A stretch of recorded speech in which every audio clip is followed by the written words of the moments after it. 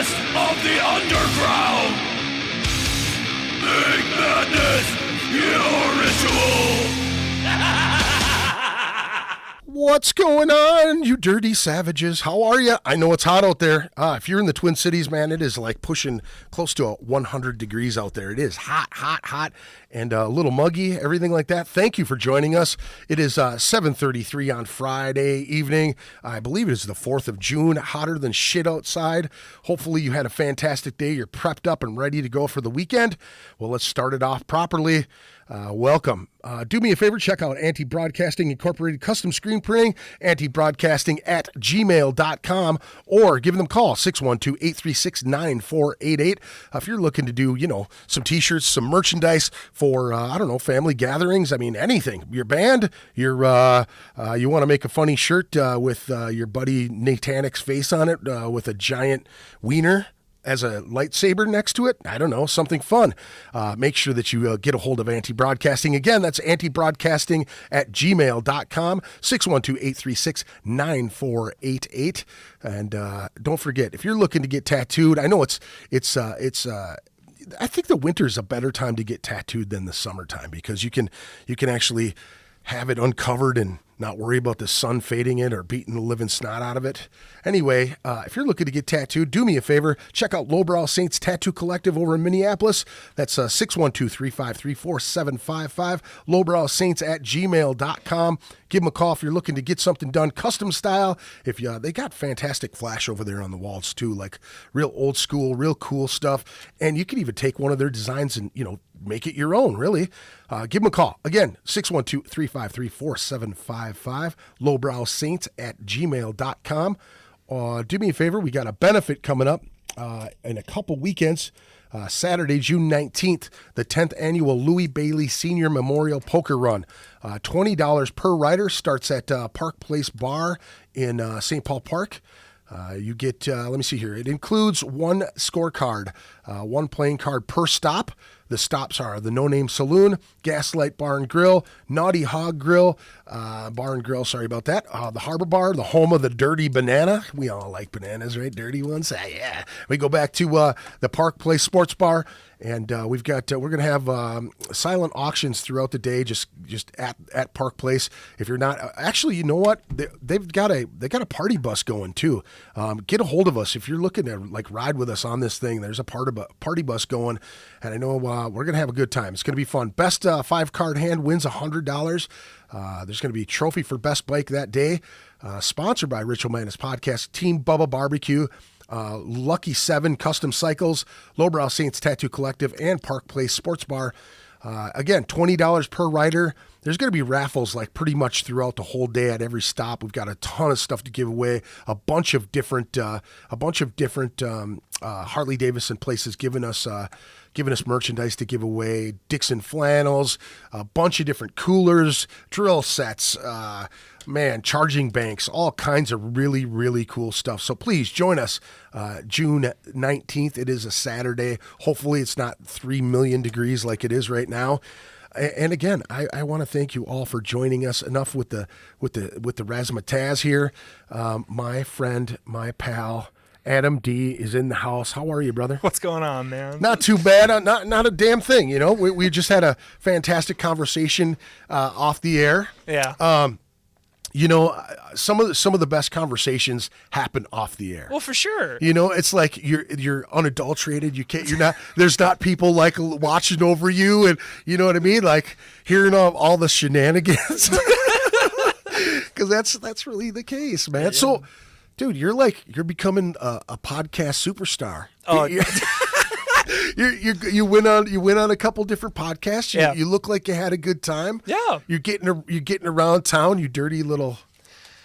Well, I wouldn't say dirty, but I would definitely say you got to do what you got to do to promote. Yes. And then so it's just with the last podcast was 2 years ago. Yeah. That we were on something like that. Yeah, it was quite a good chunk of time. But you gave me a nugget that never left my brain. You're like, how did you get there? Right. When you were talking about the 20,000 people when you were playing your shows, how do you get there? Right. How did you get to the playing in the garage? And right. that's a really, really, what does he mean by that? what does he mean by that? And it kept drilling in my brain more and more and more. And I'm like, okay, because I don't know what I'm doing. Yeah. Best thing I know what to do is literally like, okay, I'm starting somewhere. It's literally put one step forward. Okay, how do you get there? Well, you talk to people, and then you literally hear all the information from your friends, from people in the scene, from other people that you meet, and then all of a sudden you just start piecing your stuff together, and then all of a sudden like, oh, okay. So it's literally putting one brick down at a time, one person at a time, and you just start building a relationship, a friendship with the people as best as you possibly can. You're going to have bad days. That's just what everyone has. Yeah. And shitty friends too. Or people that will pretend to be your friend. You know what I'm saying? Yeah. But at the same time, it's just like, it's just show them respect, be polite. And dude, you are definitely that. 100%, man. Honestly, dude, you were very, very poised. You're very, very cool, very calm and collected. Thanks, all the guys in Forever and Gray are very, very classy cats, man. I give you that. Sitting in the room with you guys and having a podcast and doing a podcast and talking about music and everything like that. And please, if you haven't had a chance, go back ritualmadnesspodcast.com. Look in the episodes tab. Go back and listen to that podcast because we had a good time. It was fun. It was a really good It's a time. little different format now. It's a little different. I love that the fact that you're on YouTube. It's wonderful. I know you want to go back to the old school stuff, which I'm totally for, but this format, this type of style, it is the highlight of my Friday. I'll get off work, I come home, I'm like, okay, I got some time. I'll jump into some Destiny with my boys Misfits. What up? What it do? And I'll just I'll play with it a little bit, or I'll just chill on. And then I'm like, okay, 7:30. I gotta bail, you guys. I gotta support my guy. I gotta show some love. And I appreciate that. And it was just every podcast that you had so far that was with Brad and then onward, it was literally just like all the information from different types of genre. Yeah. That's another nugget you gave me, is not to be so fixated on one set of music. Like, the music you play is dope. Right. Cool. Right. Absolutely. This is what you like to do. Yeah. But to get onto other shows, you need to rub elbows with everybody when it comes to rock, when it comes to hair metal, when it comes to hardcore. Well, we're all doing the same thing. Yeah. You know what I'm saying? Like everybody's doing the same thing, trying to get ahead a little bit and like make friends and new fans. Yeah. Right? So if you can appeal, and this was my thing too back in the day, even playing in a death metal band, for God's sakes. I listened to rap all the time. Yeah. So I do like these weird breakdancing moves and shit when I was up there, and people would make fun of me all the time. But there were a few people like, you're the only dude I've ever seen breakdance to death metal. You know what I mean? That's the thing, though. You know what I mean? Not taking yourself too fucking seriously. You know what I mean? Yeah. And rubbing elbows with people is very important. Yeah. Very important. And it's difficult. I mean, we talked about this before we came on air about being a house cat. Yep. You know what I'm saying? Like, before COVID and, post Lee's, you know what I mean? Like, I shut down. We talked about that as well. Mm-hmm. It was like, I had to do it. I had to like get away from all of the shit that was eating me alive. The things that got in my head, the things that weren't allowing me to be positive like I want to be. You know what I'm saying? Like, this show is all I've ever wanted it to be is just a positive place for someone to come and tell their story and like promote their music and like try to move forward. Like, somebody listens to your band, hears it and says, hey, my band's pretty close to that. We bring them on. Let's do a show together. You know what I mean? And I think that's important, right? Yeah. You want to get it out there to people. You want to tell people what it's all about and where you come from. I think a lot of people are very connected without being connected. You know what I'm saying? Like, there's a lot of people on the same level, the same mindset. Yeah, everybody's connected in some way, shape, or form. Like, because what you taught me with rubbing elbows was just not even with the music scene. Eventually, that evolved into like rubbing elbows with people that I've met on Instagram, that I've met on Facebook, that I've met on YouTube. Yeah. Like, there's some cats in here. Al from Alternate Wolf, all the way from Australia. I shit you not. Nice. He's like, I'm going to be there. When is this? And because the time difference, I think he's living in the future. I believe so. I think so too. But also, thank you for joining us, by the way. The Gentleman Mr. Show. Wolf. I think they're the first band music reaction.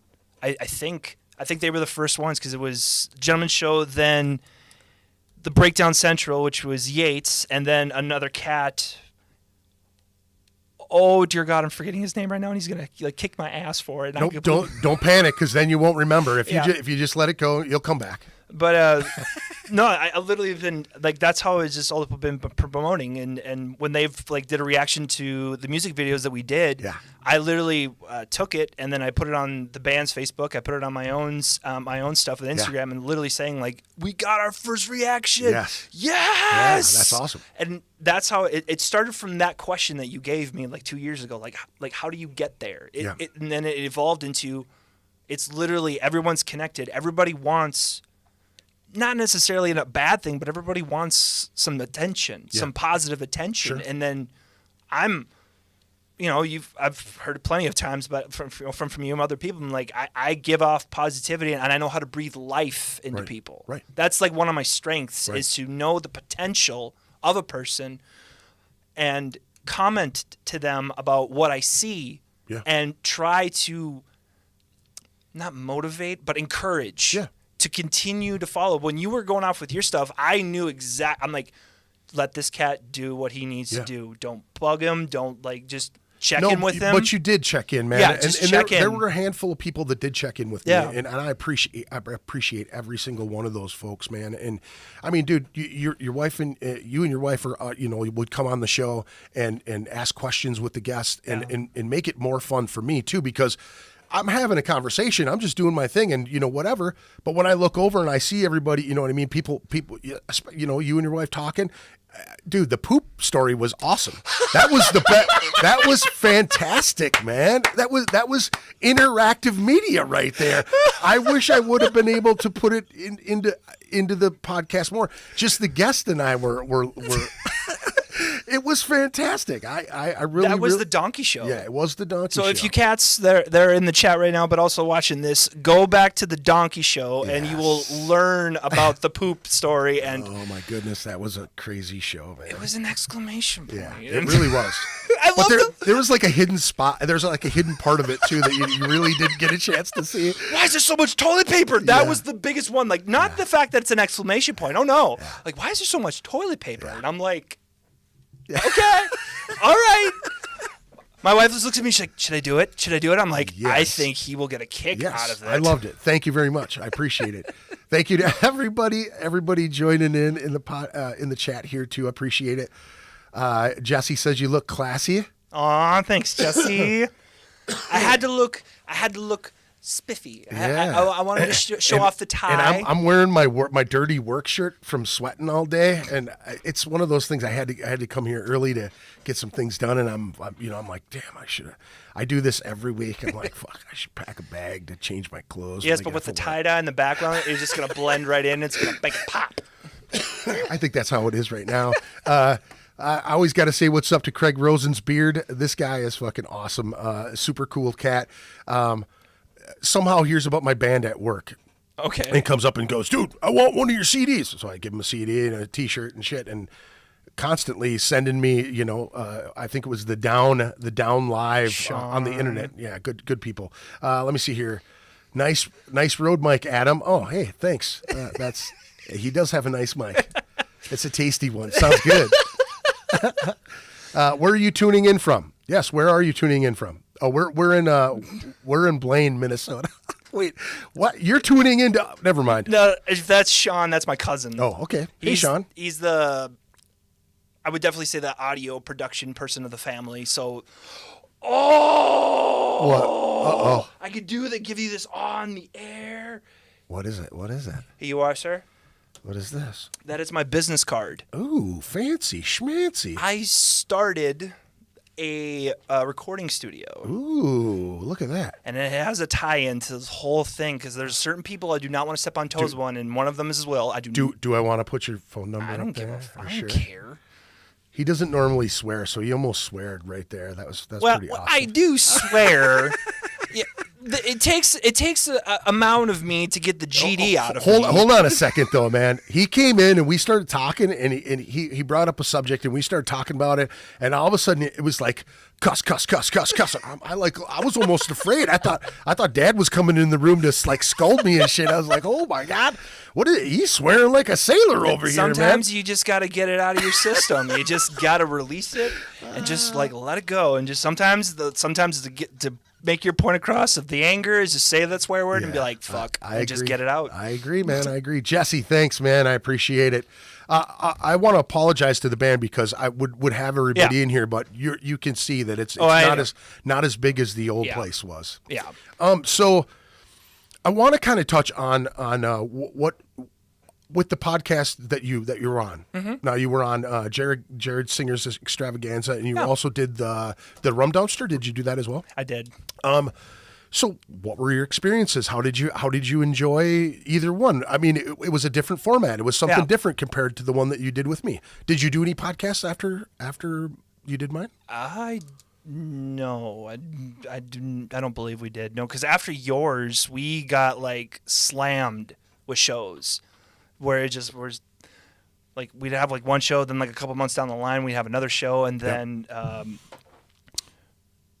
we were just getting slammed with shows. I don't think because right after yours we did the shows, and then the pandemic hit, and then everything shut down, and then it was just like we can get to that. Sure, but. No, Jared Singer Extravaganza, it was kind of like, it was a good conversation. He had some really good points of how to succeed. To rule the world? That's not my intentions, though. I honestly don't think that's my band's intentions as either. But no, he had some really good points of the work ethic that I'm like, that's a very solid point. And I do want to work hard, and I know the mountain in front of me, but at the same time, instead of looking at the entirety of the mountain of how do I get to the top, like that's impossible. Like if you look at it just as the whole, you in this type of aspects, you got to look at it like, okay, let's take this just one step. Just one step. Yeah. One step is you're still moving forward. Mm-hmm. That's what a lot of people don't kind of see is like even though they take a baby step, they're like, I didn't even move that far, but I'm like, but you're still moving forward. Right. Like that's huge. Mm-hmm. And so I was able to take away a lot of motivation and things that I want to apply to myself, also to the band, and just use it as fuel and drive to get to the next level. Mm-hmm. But it's going to take time, and I completely understand that. Right. Mr. John Wheeler of the Rum Dumpster podcast, the episode I was on, it was phenomenal. I had so much fun. The jokes that they were throwing out. I want you to stop, and I want to put you on the spot a little bit because and I'm not shitting on you or shitting on Jared per se. Okay. There was a conversation about what is it? The Burial Band. What's After the Burial? After the Burial. Okay. And Den of Thieves. Okay. So After the Burial is started out as young kids. Yes. Okay.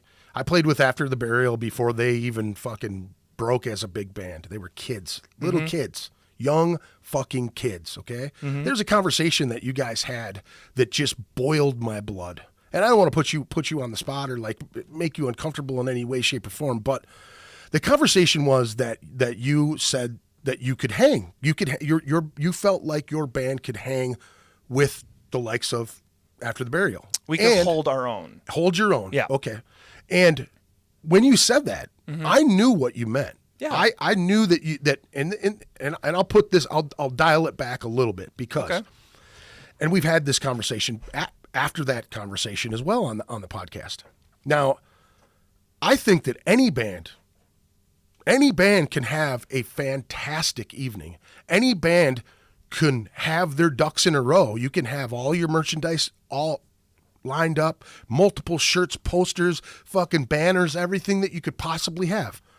One step right there of kicking ass that night. Mm-hmm. 2, you've got to earn that spot to open for that band to begin with. So you must be doing something right, okay? Mm-hmm. Now, if you were to be asked to open for After the Burial, you would be doing something right. Yeah. Okay. So that means that you're climbing Everest as you're getting there, correct? Yeah. Now, that's all I ever took it as. Yeah. Okay? I didn't think that you were overstepping your boundaries or saying you were more badass than that band or anything.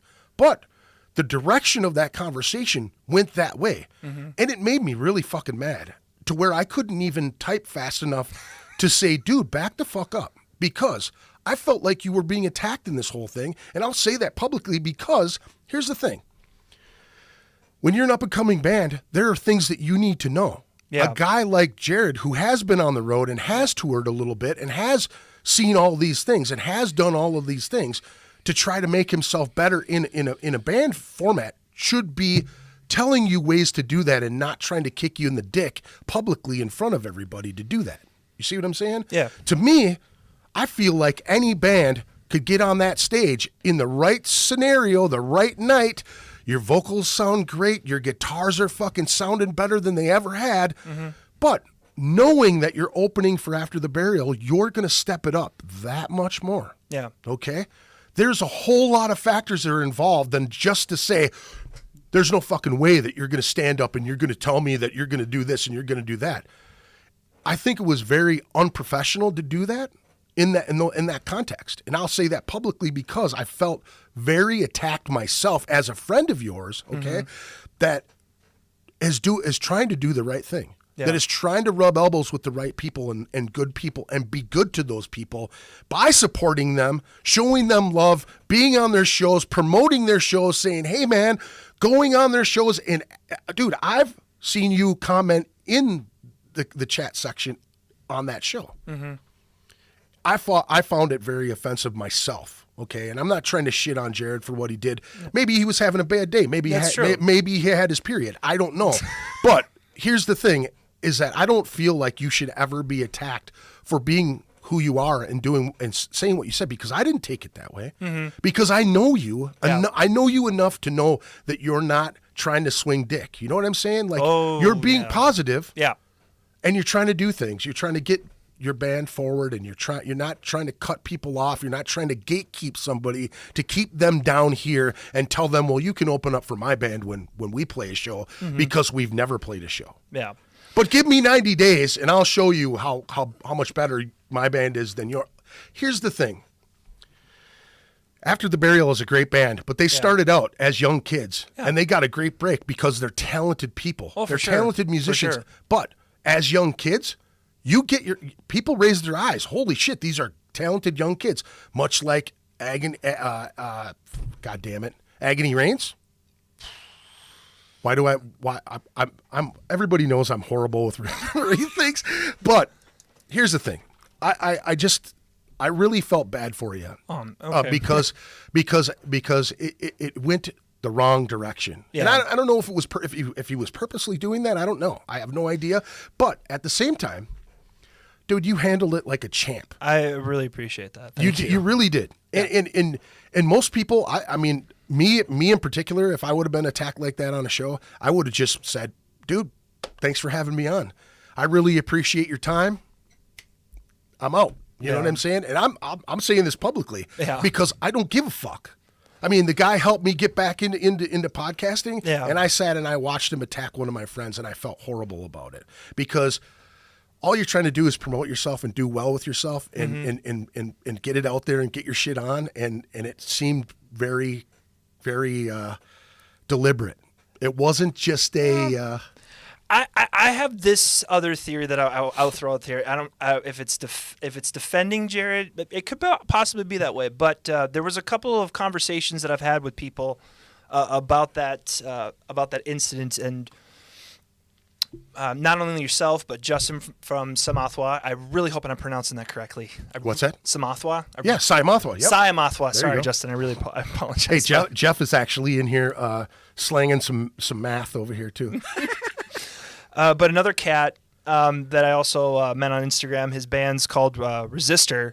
His name is Anthony. Yeah. And the cat, and they're sick, like heavy as balls and just freaking dope. But he gave me, we talked about that in a kind of in a very detailed manner, giving him a shout out with that one, like for real, because he did put it in a good perspective of that. But if you want to say it like as defending Jared, I think he looked at it with numbers. Since we're very underground, we're still trying to work our way up to that. Sure. I think he was looking at it like we couldn't draw people. Hold on though. That's the thing though. So if you're putting yourself in that category by saying, yeah, you could hang, right? You could hang. Yeah. You would be to that point. If you were to get that show, you would be to that point. I was just trying to look at it in every angle of every possibility of like that's what I was trying to think because we're not that well known yet. So that's yet. But that was probably like my only conclusion that I could like because I'm like okay I could see that like we're still young. But you weren't saying that. I know. I just think that's. I can't speak for him, but I'm like that's just like one of the things that I think because we can't draw people in, which is completely understandable, and I understand why he would say that. Say no. I get that. But wait. The band that he said you could open up for would be his band. How many numbers did he tell his numbers about what his band's? That I don't know. Oh, that's where the tail of the tape really lies because if you're going to shit on somebody publicly, right? Where are your fucking numbers? That's what I want to know. That and I'm not. I know. Again. I know. I'm not attacking. Yeah. All I'm saying is that I think it was wrong. I think it was unprofessional. I think that it was very uncalled for to call somebody out like that and to kind of like then critique them and tell them the way of the world and then like again we go back to the numbers. If that was what he was talking about, where the fuck are your numbers? Like I don't see your numbers. Like you got 250 something people on subscribers on. On Facebook or, Instagram or what fucking YouTube. Mm-hmm. It frustrated me. It frustrated me a lot because again, where the fuck are your numbers? All this boisterous talk about knowing Joe Rogan and being your buddy and all of those other shit. Like, I don't see the numbers. I mean, I'm on his tail right now and I wasn't even trying. Okay. Yeah. I mean, 60 subscribers and then all of a sudden, it's very frustrating to me. I didn't mean to put you on the spot. I really appreciate I would definitely say coming to bat. I really do appreciate that. I just know that I want to be very careful. I just know that hatred breeds hatred. It does. You can't fight fire with fire. No, you can't. And I really like seriously. I very much. Should we start over? Should we just? No, this is. I'm totally cool with it. The fact that you said that I handled it like a champ, that was probably my biggest one because I know there's only a certain amount of shots that I have, and I want to make every shot count. The fact that you just say, "I'm out. Yeah. Thanks for your time." Yeah. I don't have the luxury of doing that. No, you do though. That's the thing. Here's the thing though. Here's the thing. When people try to push you around or gatekeep you in any way, shape, or form, or tell you that you can't do anything. And you said this in the beginning, and you said it off the air as well, is that you took this as fuel to the fire. Yeah. And there are other people in the music scene that talked to you after that podcast as well. Mm-hmm. And they said the same thing, that you did fantastic with it, that you fucking rolled with the punches. You know what I mean? The fact that you told me personal things that I won't air, you know what I mean? The fact that you took positivity out of that negative situation and were able to continue the podcast all the way through after someone attacked you publicly. You know what I mean? Like that to me was really unprofessional, and I didn't appreciate it. And I had to say it publicly. I really did. And to me, here's the thing, man. You've given me so much love from our podcast and just getting to know you and you guys bantering back and forth with me and showing me poop pictures and what, you know what I mean? Yeah. Here's the thing, man, is that I have the utmost faith in your skill and your drive in this thing. And if that's fuel to your fire, dude, a guy like that, and I'm not saying anything bad about it. I'll say it to his face. I'm not afraid of that. But being able to take that and walk away and rebuild and go for it, dude, you know what I'm saying? Like, you do have the luxury because nobody should shit on you like that. Nobody should be able to shit on people like that. If you're going to do a show and you want to talk music and you want to, okay, I'm not telling you that you're the best fucking band in the wide world. You're not selling albums. Clearly there's not numbers there, right? Mm-hmm. But the drive and determination and the true belief in what you do and the guys that you're with speak volumes, right? Because when you get into a room and you make that magic, who else is in that room doing it? Yeah. The ones that are pointing fingers going, well, you didn't do this and you didn't do that, and where are your numbers at? I don't think you can do that. You're not in my fucking room creating with these beautiful people, creating beautiful music. Yeah. You're not there. So don't shit on me. And, honestly, dude, don't ever think that you don't have the luxury of doing that. You do, because you have to stand up for yourself, and you just have to. Well, there were a few times I did snap back. You did. And I that's where I was kind of questioning, because I was just like, shit, did I go too far? And I'm like, there were times where I did snap back, but I very much, Greg, I very much appreciate the life being thrown back at me and breathing more into me. I really do appreciate that. I just know that, as how I say I don't have that luxury, I will explain. I don't want to give off a heated moment that I'm going to regret, because then it's forever. It's always up there, and I'm like, I just did. Well, if y'all can't see me, Greg's a good solid 220 pounds of just jacked. 220. I haven't been 220 since I was like 12. Yep, he's a good beef dude. So like the reason why, because you're not afraid. I wouldn't like if you're not afraid to like throw a punch. I'm the Minnesota bitch. I have that coursing through my veins. I'm the Minnesota nice. Yeah. I'm like, you could probably like pour soup into my lap, and I'll probably apologize to you. That is a joke for my wife, and hopefully she's dying laughing with that. I saw you and how you feel when you came in here and we talked about it. So I know that you're not exactly that. I know that you want to be polite. I understand that, but all I'm saying, man, is it was uncalled for. Yeah. And I'm glad that you walked away with positivity on that. Yeah. And dude, it speaks volumes of your character and who you are and the people that you represent as being forever and gray. The class act shit right there, man. Because you didn't walk away doing this, man. Yeah. You took the punches. You walked away, probably a little upset, probably second-guessing what you were doing in the studio, probably second-guessing what you were doing musically. It probably hurt. You know what I'm saying? It did. And I don't know why someone would want to bring somebody on their show and then try to hurt them. I don't understand that. Like, we're not in fucking Hollywood. We're not trying to get to the bottom story of why you do this and what you do that. Like, what the fuck is the point of that? Like, we can't all get along. We can't all like prop each other up and do something positive for each other. This world is filled. This fucking state is filled with so much hatred right now. Yeah. Black, white, yellow, brown, every fucking color at everybody's fucking throat. Trump supporters, Biden supporters, everybody around the corner wants to jump on your Facebook and talk shit about you. But man, you stayed positive. You made a positive situation out of a shitty situation. Then you went on to another podcast. How was John Wheeler's podcast? John was fun. It was jokes flying dude, left it and right. looked fun. It was a lot of fun.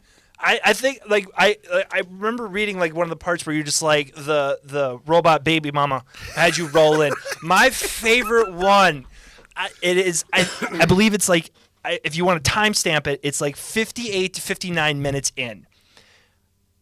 John's girl, it says, oh, let's talk about breast milk. And I literally, with like the dead face, I'm like, it's so sweet.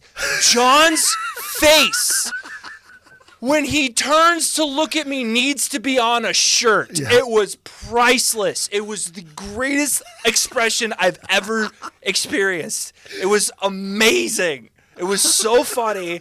And how he just... it was a lot of fun. I had a lot of fun on John's podcast, and the only reason I even met the cat, how I met that cat,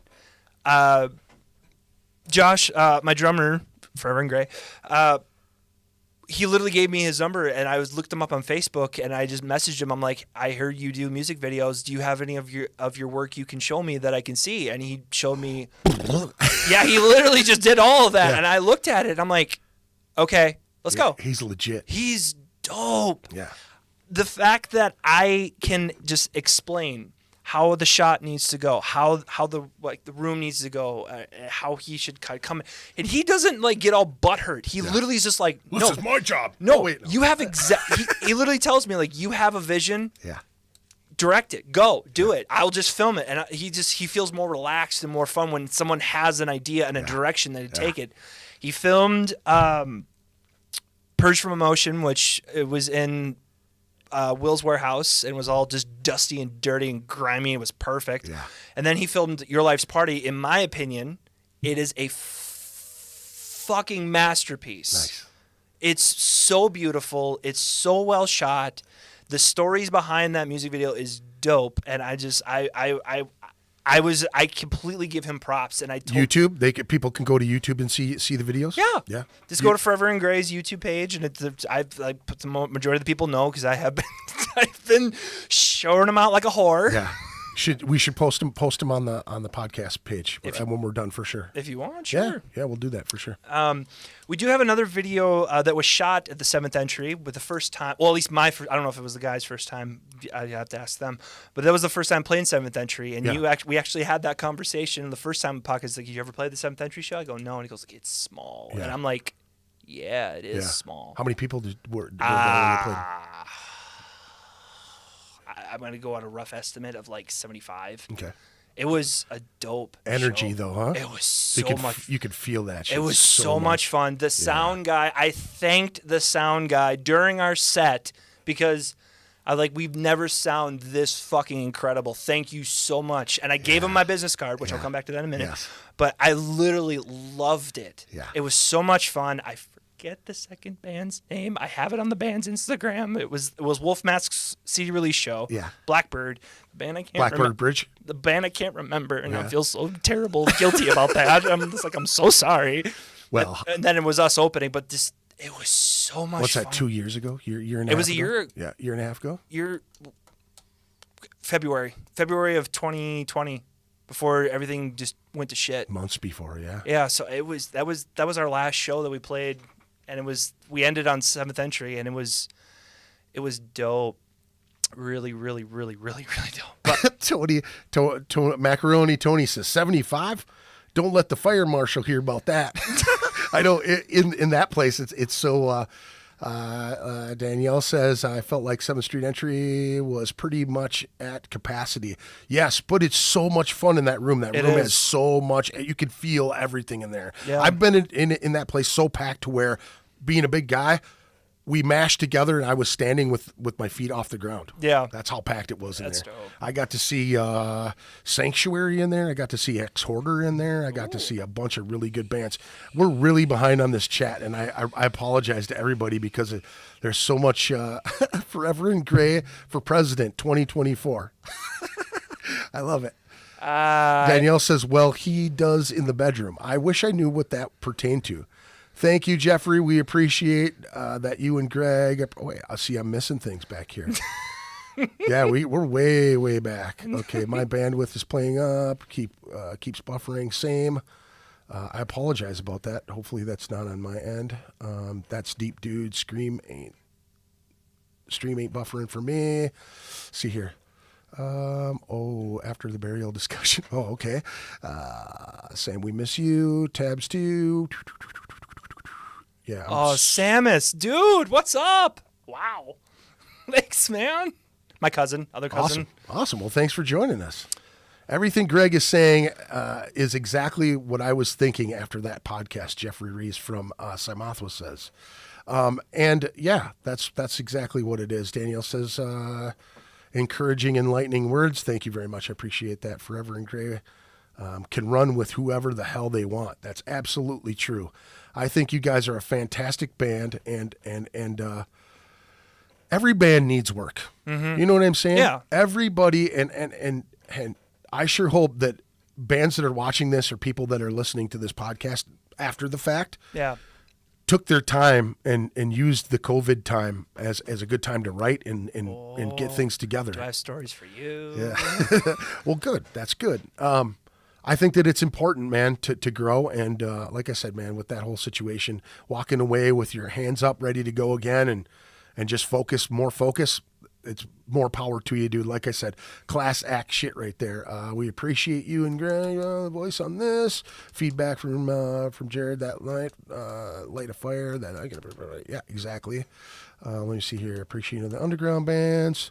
Bigger bands, like the underground bands, a larger quantity of actually dedicated to fans and compared to no shit, dude. That's absolutely true right there.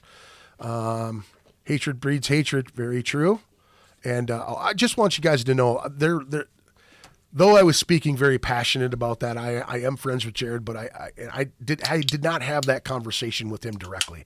I wanted to speak to Adam about it because it was really something that I've been holding on to since that night.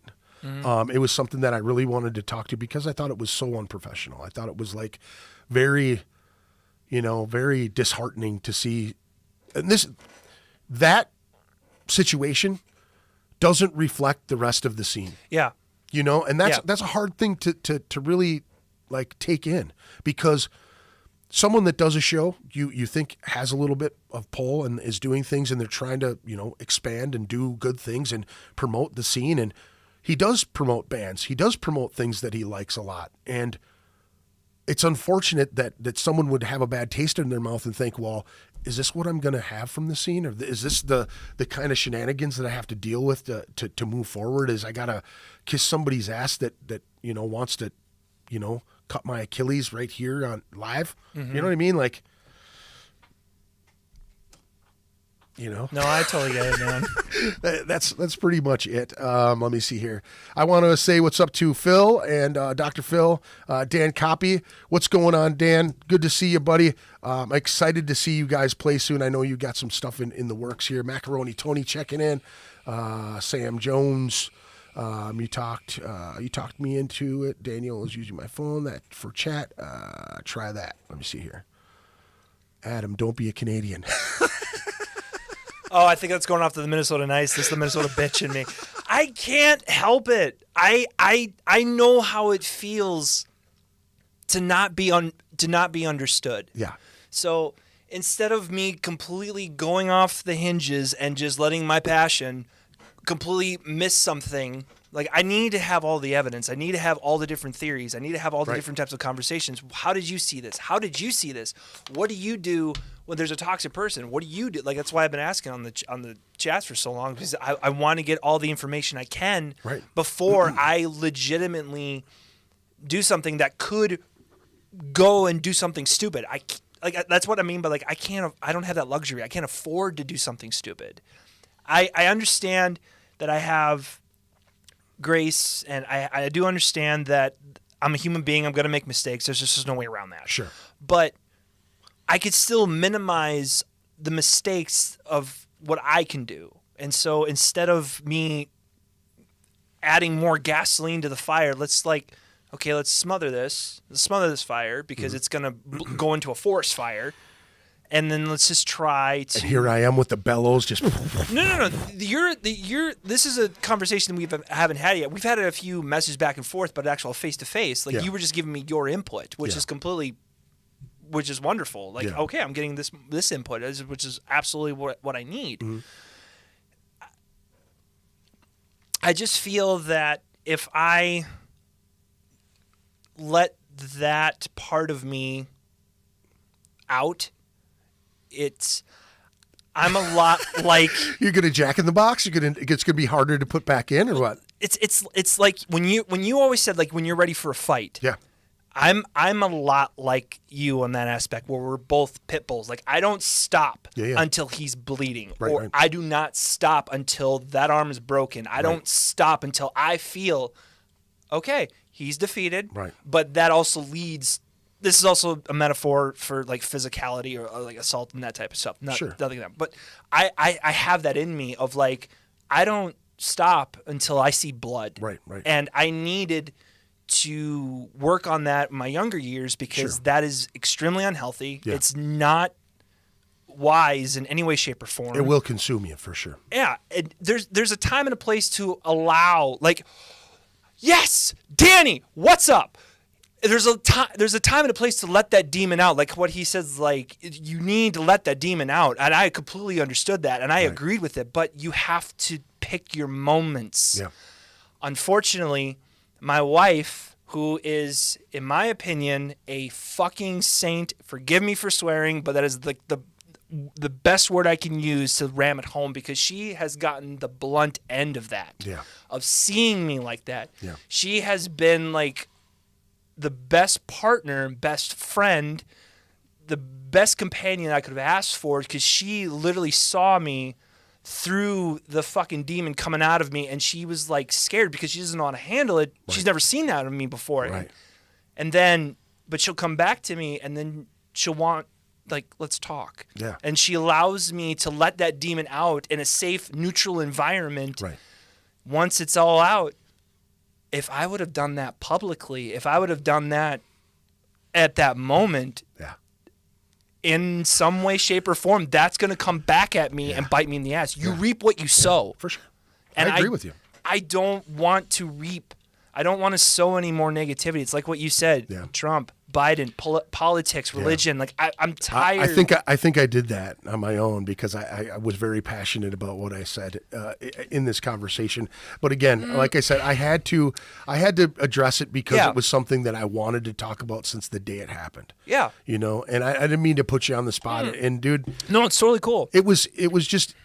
And I just keep going over and over and over again. And dude, you handled yourself so well because I wouldn't have been really able to. appreciate I wouldn't have that. been able to do that. I really appreciate that. It was really frustrating. Yeah. Like I said, I was typing in your defense, like, you know, and your wife could attest to it because we had a conversation after the fact. I'm like, you know, this is ridiculous, you know, and yeah, man, I'm just happy that you got over that and that you moved on to a cooler podcast and had a good time. Because, you know, dude, I mean, the day you were going on John's podcast, I mean, I think I sent you a message saying just have a good podcast, have fun. Because I know that John is so much fun. And the people that he's around and he surrounds himself with, they're all hilarious. You know what I'm saying? And I felt like you needed to regroup in that sense to like have another good experience, you know, on another podcast. And I'm glad that you did. Musically, what's going on? During the whole COVID time, the whole lockdown, we filmed Purge from Emotion. We also filmed Your Life's Party. But during that entire COVID time, I wrote like 15 songs. Nice.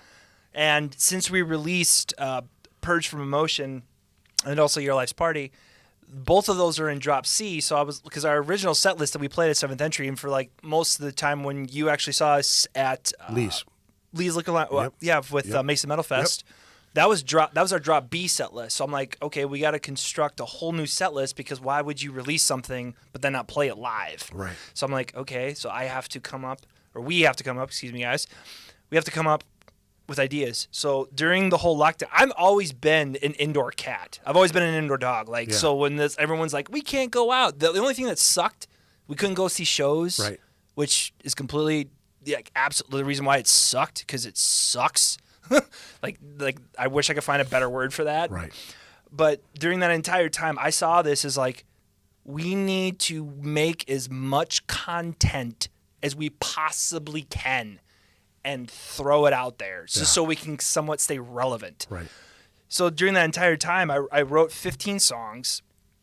Some majority of them, half of them were in drop B, half of them were in drop C. And I was like, well, since we did Purge and everyone seems to like Purge, so let's just throw it in a set list, but then create a whole new set list. And the set list that we made now, it's banger. In my opinion, better than the drop B set list. And that's saying something for me because the drop B set list was dope. I thought it was, but it was like I said, it's good fuel for the car to push to the next level. And this is definitely the set list that we have now. It hits something completely different and it hits harder. And to tie in with Will's 1459 Studios, dude, what up? When I saw and then heard, I don't know if I heard first or if I saw first, but anyway, it's not the point. He's doing live video, recording, mixing, and mastering for like, what, $250? 3 songs? I'm like, what? We're jumping on this? Yeah. We just need to get tight. We need to pick 3 songs that hit the chest as hard as we can. We need to find the 3 songs that we could take to Will. Yeah. Say, these are the ones we want to do. Yep. We'll do them in soul order.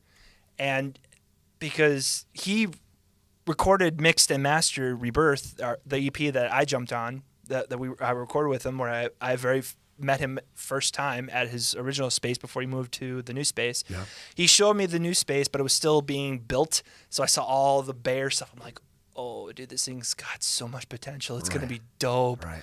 But wrote 15 songs during the pandemic, filmed 2 music videos to put them out. Now I want to get the guys and get tight with 3 songs, take them to Will, get them shot, filmed, whatever you want to call it, Yep. mixed, mastered, then we'll be able to put them out, and like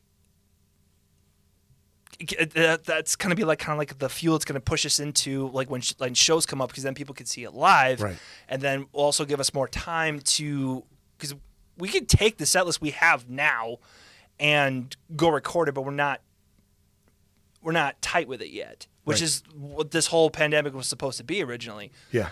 So yeah, during this whole like time, the COVID time, songs were wrote, music videos were shot. Some of my guys got like COVID scared, like because they may have been exposed, so they had to go tested. Some of my guys at my job tested positive for COVID, and I'm like, do I need to go tested? So I go tested. I'm negative, and I'm like, okay. So I didn't get the fact that you caught it. Yeah. I when you told me the whole thing on your podcast, when you Sure. caught the thing, I was like, dude, that's fucking scary. Well, you know, I'm obese as a motherfucker. See, I'm fucking okay. an old smoker. I'm fucking, you know what I mean? Like I had all the things of like, I'm out in the public constantly, you know what I mean? I'm like delivering things. I'm on work sites where most of the people didn't give 2 shits whether you wore a mask, you know what I mean? Yeah. Like these guys are savages, you know what I'm saying? I'm around these guys, and there were dudes that came into work that had the shit and they just worked. Yeah. And it was like, you're just kind of trying to stay away while you're touching the doorknobs. Yep. I know they say it's not transmitted that way or whatever, but you're going to tell me I don't have the shit on my hands and I go and I rub my eye that I'm not going to get it. You know what I mean? It's in the same tissues. Yeah. Give me a fucking break. Either No way, doubt. I ended up catching it from, I believe, my boss, because we're loading a pallet. And he had a mask in his face, and he's like, hey, by the way, you know what I mean? And I love the guy to death, but dude, go stay home. You're the fucking boss. You don't even have to be here right now. You know what I mean? So yeah. First okay, of all, so I will defend Greg right now. I will stand in Greg's face and defend Greg. The fact that you okay. First of all, you're not obese. No, you are a good, solid build. Technically, I am. Oh, okay. I will. I dare you, like, to have anybody say that and have them catch a right cross. Okay, dude. No. Boom. Just boom. I'm a big fella. I ain't gonna lie. I'm a big fella. But, you know, it is what it is. I've always kind of been a bigger dude. It doesn't, you know, it is what it is, you know. And again, you don't look a day over 38. And I'm still right here, and I'm still standing on that. I will drive that home. Because, dude, man. you don't look a day over 38. Fuck, if I looked this bad at 38, holy fucking gray But hairs. Okay. the business card that I gave you is another thing that we did during the COVID, because obviously can't go out and pay when something Sure. like businesses or some of the businesses or people losing their jobs and businesses closing. So I had to like think, because like my guys were just like, man, I just wish that we can record here. And then I'm like, oh snap, they gave me an idea. And then I went down that rabbit hole. Oh God, and I can't stress, oh God, because the amount of money that it costs to create a recording studio. Ridiculous. Now I want to make this very clear and also very publicly known, because I do not want to step on Will's toes. Sure. He said to me, when I still eventually want, if he gives me the opportunity, I do want to intern with him, because he told me that he does not like to record deathcore or metalcore bands, which obviously I like. I love metalcore bands, but I also love the guitar sounds of deathcore, Sure. which I've taken both influences with the new set list. But anyway, that's not the point.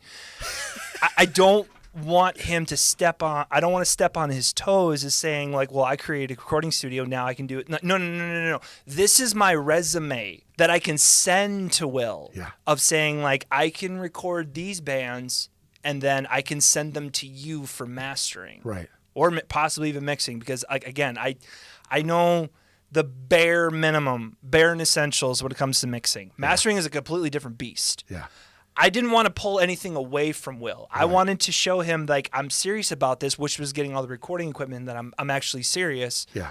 All the microphones, by the way, the SM7B, dude, that is no joke, and that is sweet mic. It's a sweet, but dude, it's so expensive. Yeah, they are. And I wanted to show Will that I'm serious about it, but I also didn't like. I want to send like this is what I'm sending to you. This is my resume. This is what I did. What do you think of it? Yeah. Just showing him that I want to, because like you said, we're all connected, and I want the local recording studios, the promoters, the bands themselves. Yeah. We're all connected. But if somebody comes up to me, he's like, "Could you record my band?" I'm like, "Well, what kind of?" I'm not trying to be rude. Right. I'm not trying to be rude, but right. What's your style? Sure. What do you like to do? And they're like, "Well, we're kind of more of a thrash and more of death metal." Yeah. Dude, I will give you. Let me make a call, because I know a cat that has years and years of experience. Right. And send him his way. But I mean, is that something that you're willing to take a dive at too? I mean, take a shot at. I mean, you're not going to stick with just one specific style, are you? I mean, are you doing it in the Twin Cities, or are you doing it? I mean, this one has another a different story. Yes. Dang, I picked up too much of my wife there. Holy snap, she's rubbing off on me. We lived in Aiken, which was 2.5, 3 hours from here, like from the cities at least. We were leaving the Terminal Bar when we played the show with Donnie Darko, driving 2.5 hours north. There has to be an easier way to do this. Yeah. This is annoying. I'm tired. I want to go to bed. We're not going to get home till like 4:30, 5 in the morning. This is ridiculous. Yeah. All of a sudden, that thought came in my head. You can move. Oh, okay.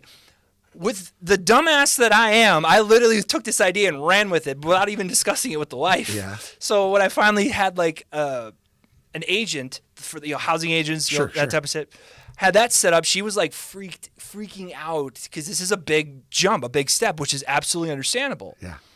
Finally, after looking at some of the houses in Monticello, the Buffalo area, and then eventually we came to Big Lake, the housing's financial agent, whatever you want to call it, I don't know, the people that handle the finances for when you want to purchase a house. Yeah. It was her high school buddy that she hasn't seen in like 10, 15 years. Yeah. And so when she knew that he was the financial planner, she's like, I'm all in. Let's do this. Nice. We found a house just outside of Big Lake. That's literally like not even 5 minutes from Big Lake, and then not even 10 minutes from Monticello. It literally takes me like 40 minutes to get here, so it's just dope. Yeah. We literally found a house right before the pandemic even hit. Ooh, so we nice. slid in. We slid in right at it was December 31st of 2019 is when the closing date we can move in. Yeah. And that date. Yeah. It was picking up everything from the Aiken house and driving it all the way to that was just a bitch of a thing to do. Yeah. But it paid out. It worked out like you can't. It was literally a blessing. And I can't describe it any other way, because how everything else lined up, because now the houses around us are like being sold for $250 to $280. Wow. We got in at $205. Nice.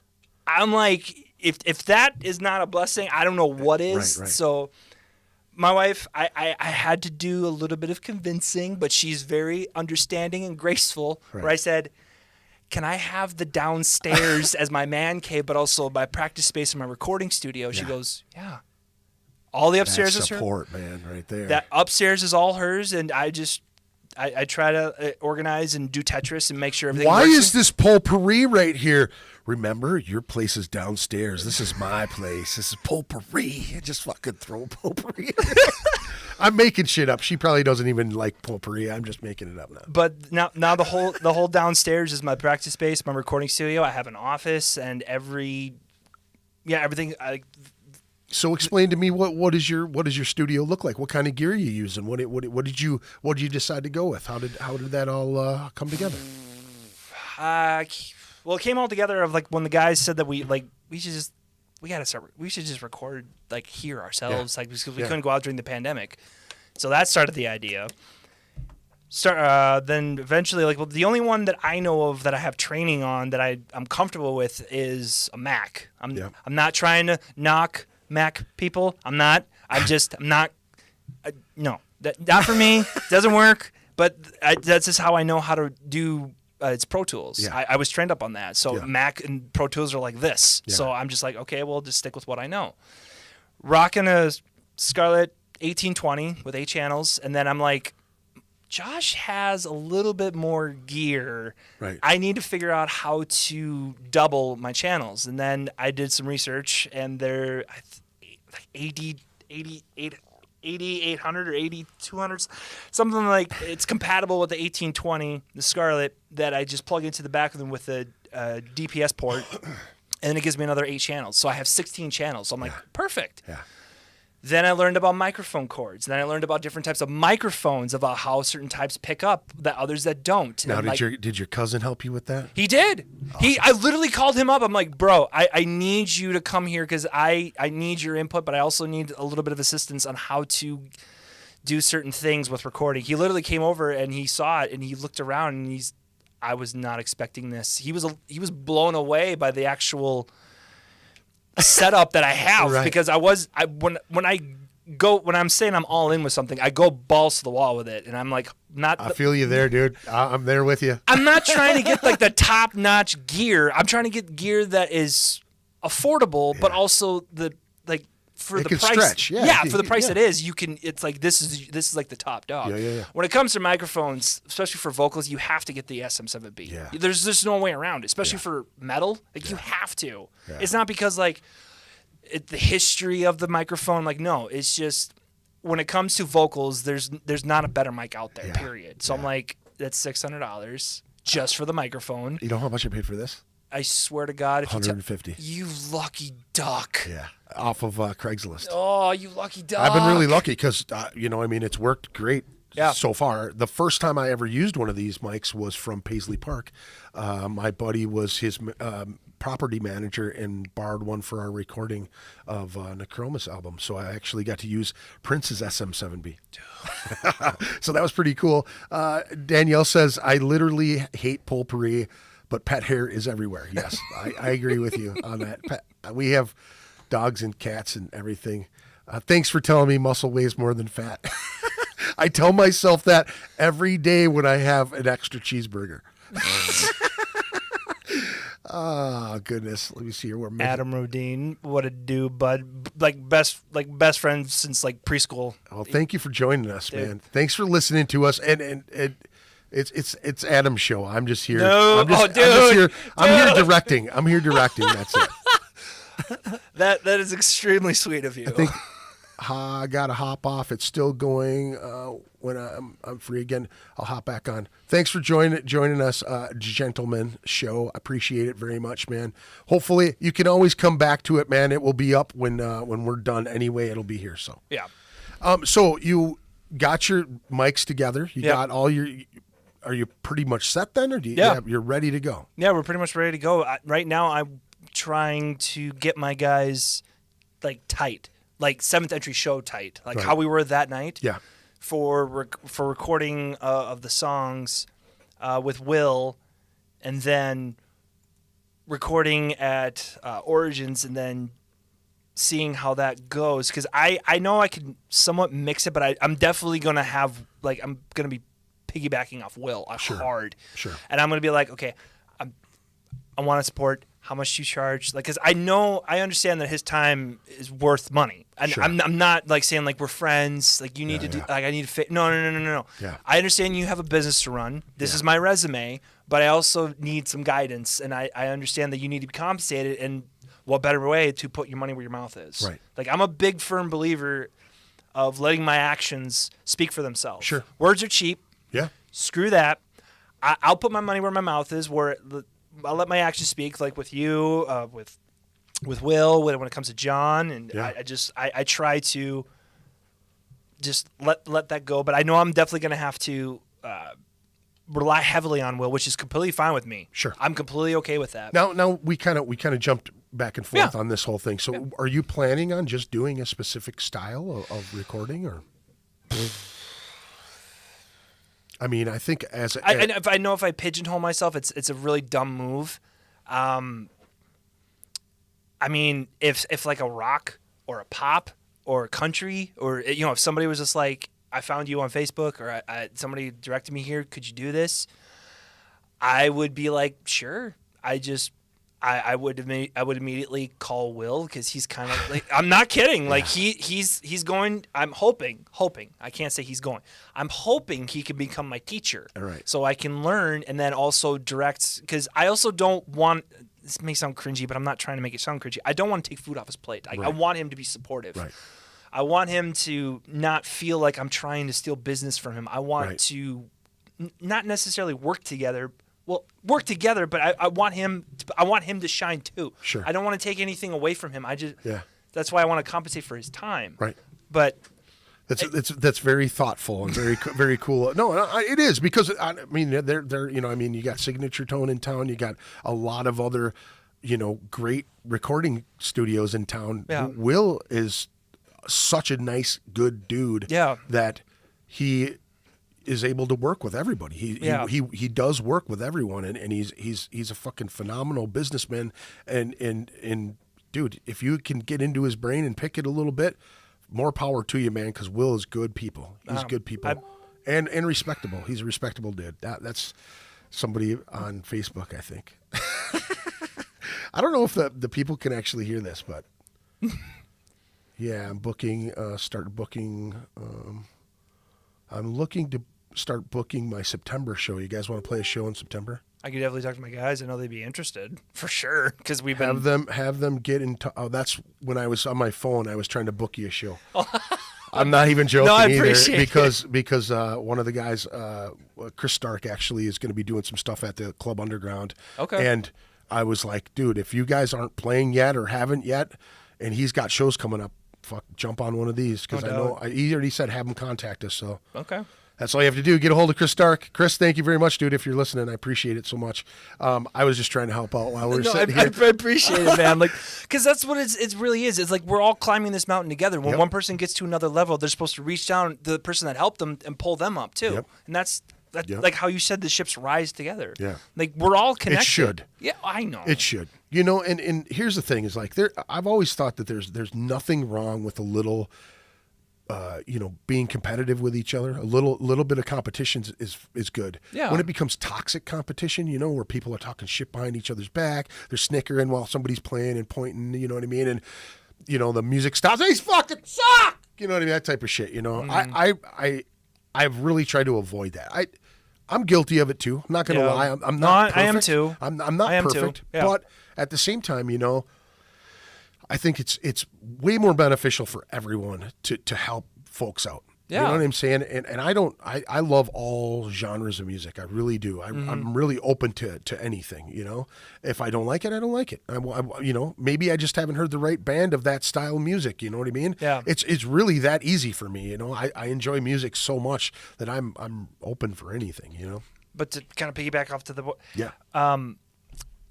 Just one genre of music... As of right now, probably not. I mean, if I had an opportunity to try different types of styles to record, sure, but I'm going to be completely out of my element, which is one of the reasons why I would contact Will. Right.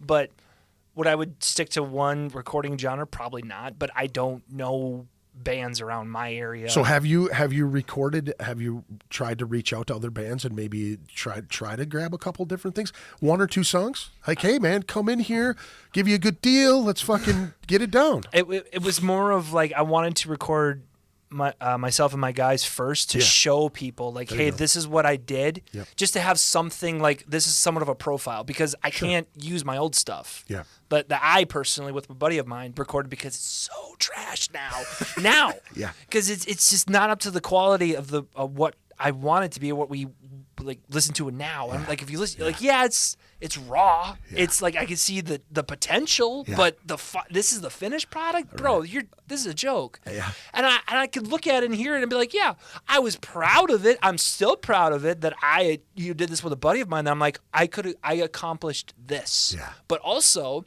finishing my album there led me to Forever and Gray. Right. That's how it connected. Yeah. And I'm like, oh.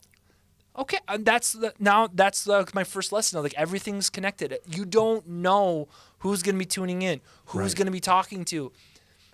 Because you said when we were there 2 years ago and on the podcast, like what we do, it could save people's lives. But learning through other things, it could also destroy them. Right.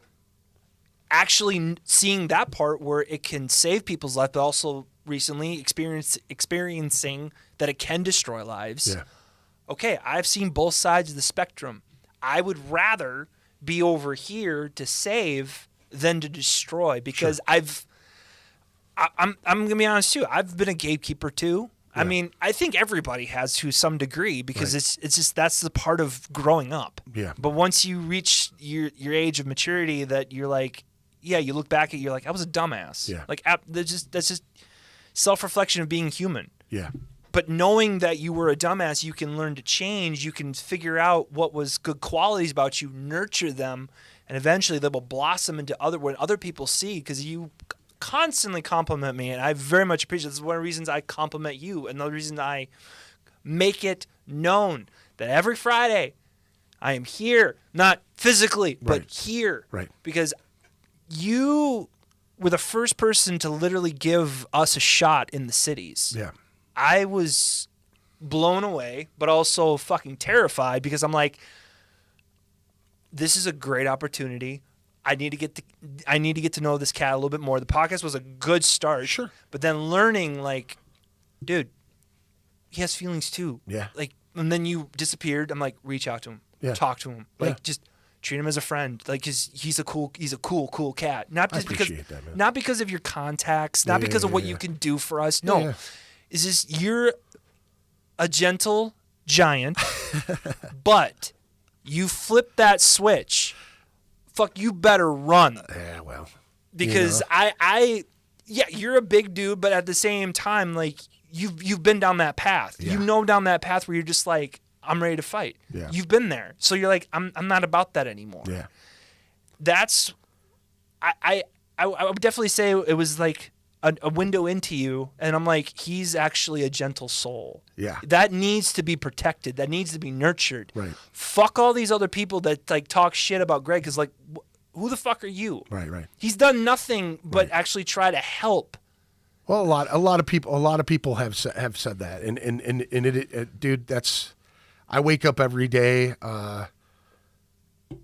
just like everybody else. Yeah. Except for, I really do want someone to have a better day. I really do want people to go, fuck, man. And you know how many people just by putting something on, and it sounds as stupid as Facebook, but putting something out there for people to like read and say, oh yeah, it's a good idea. I've had so many people just say, dude, your positivity, it pays it forward. It goes forward. And I feel it. I really needed to hear this today.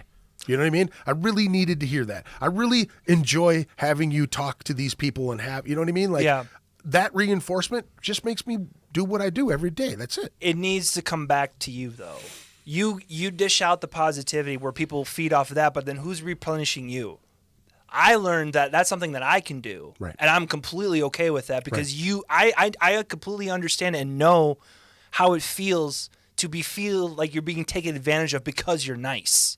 Because you have that tender heart. You're like, I could walk all over. I could own this sumbitch. I could twiddle him like a puppet master because he's nice. He's not going to fight back. No. Don't take my kindness for weakness. Never. I respect people and give them the benefit of the doubt. But like I said, you flip that switch.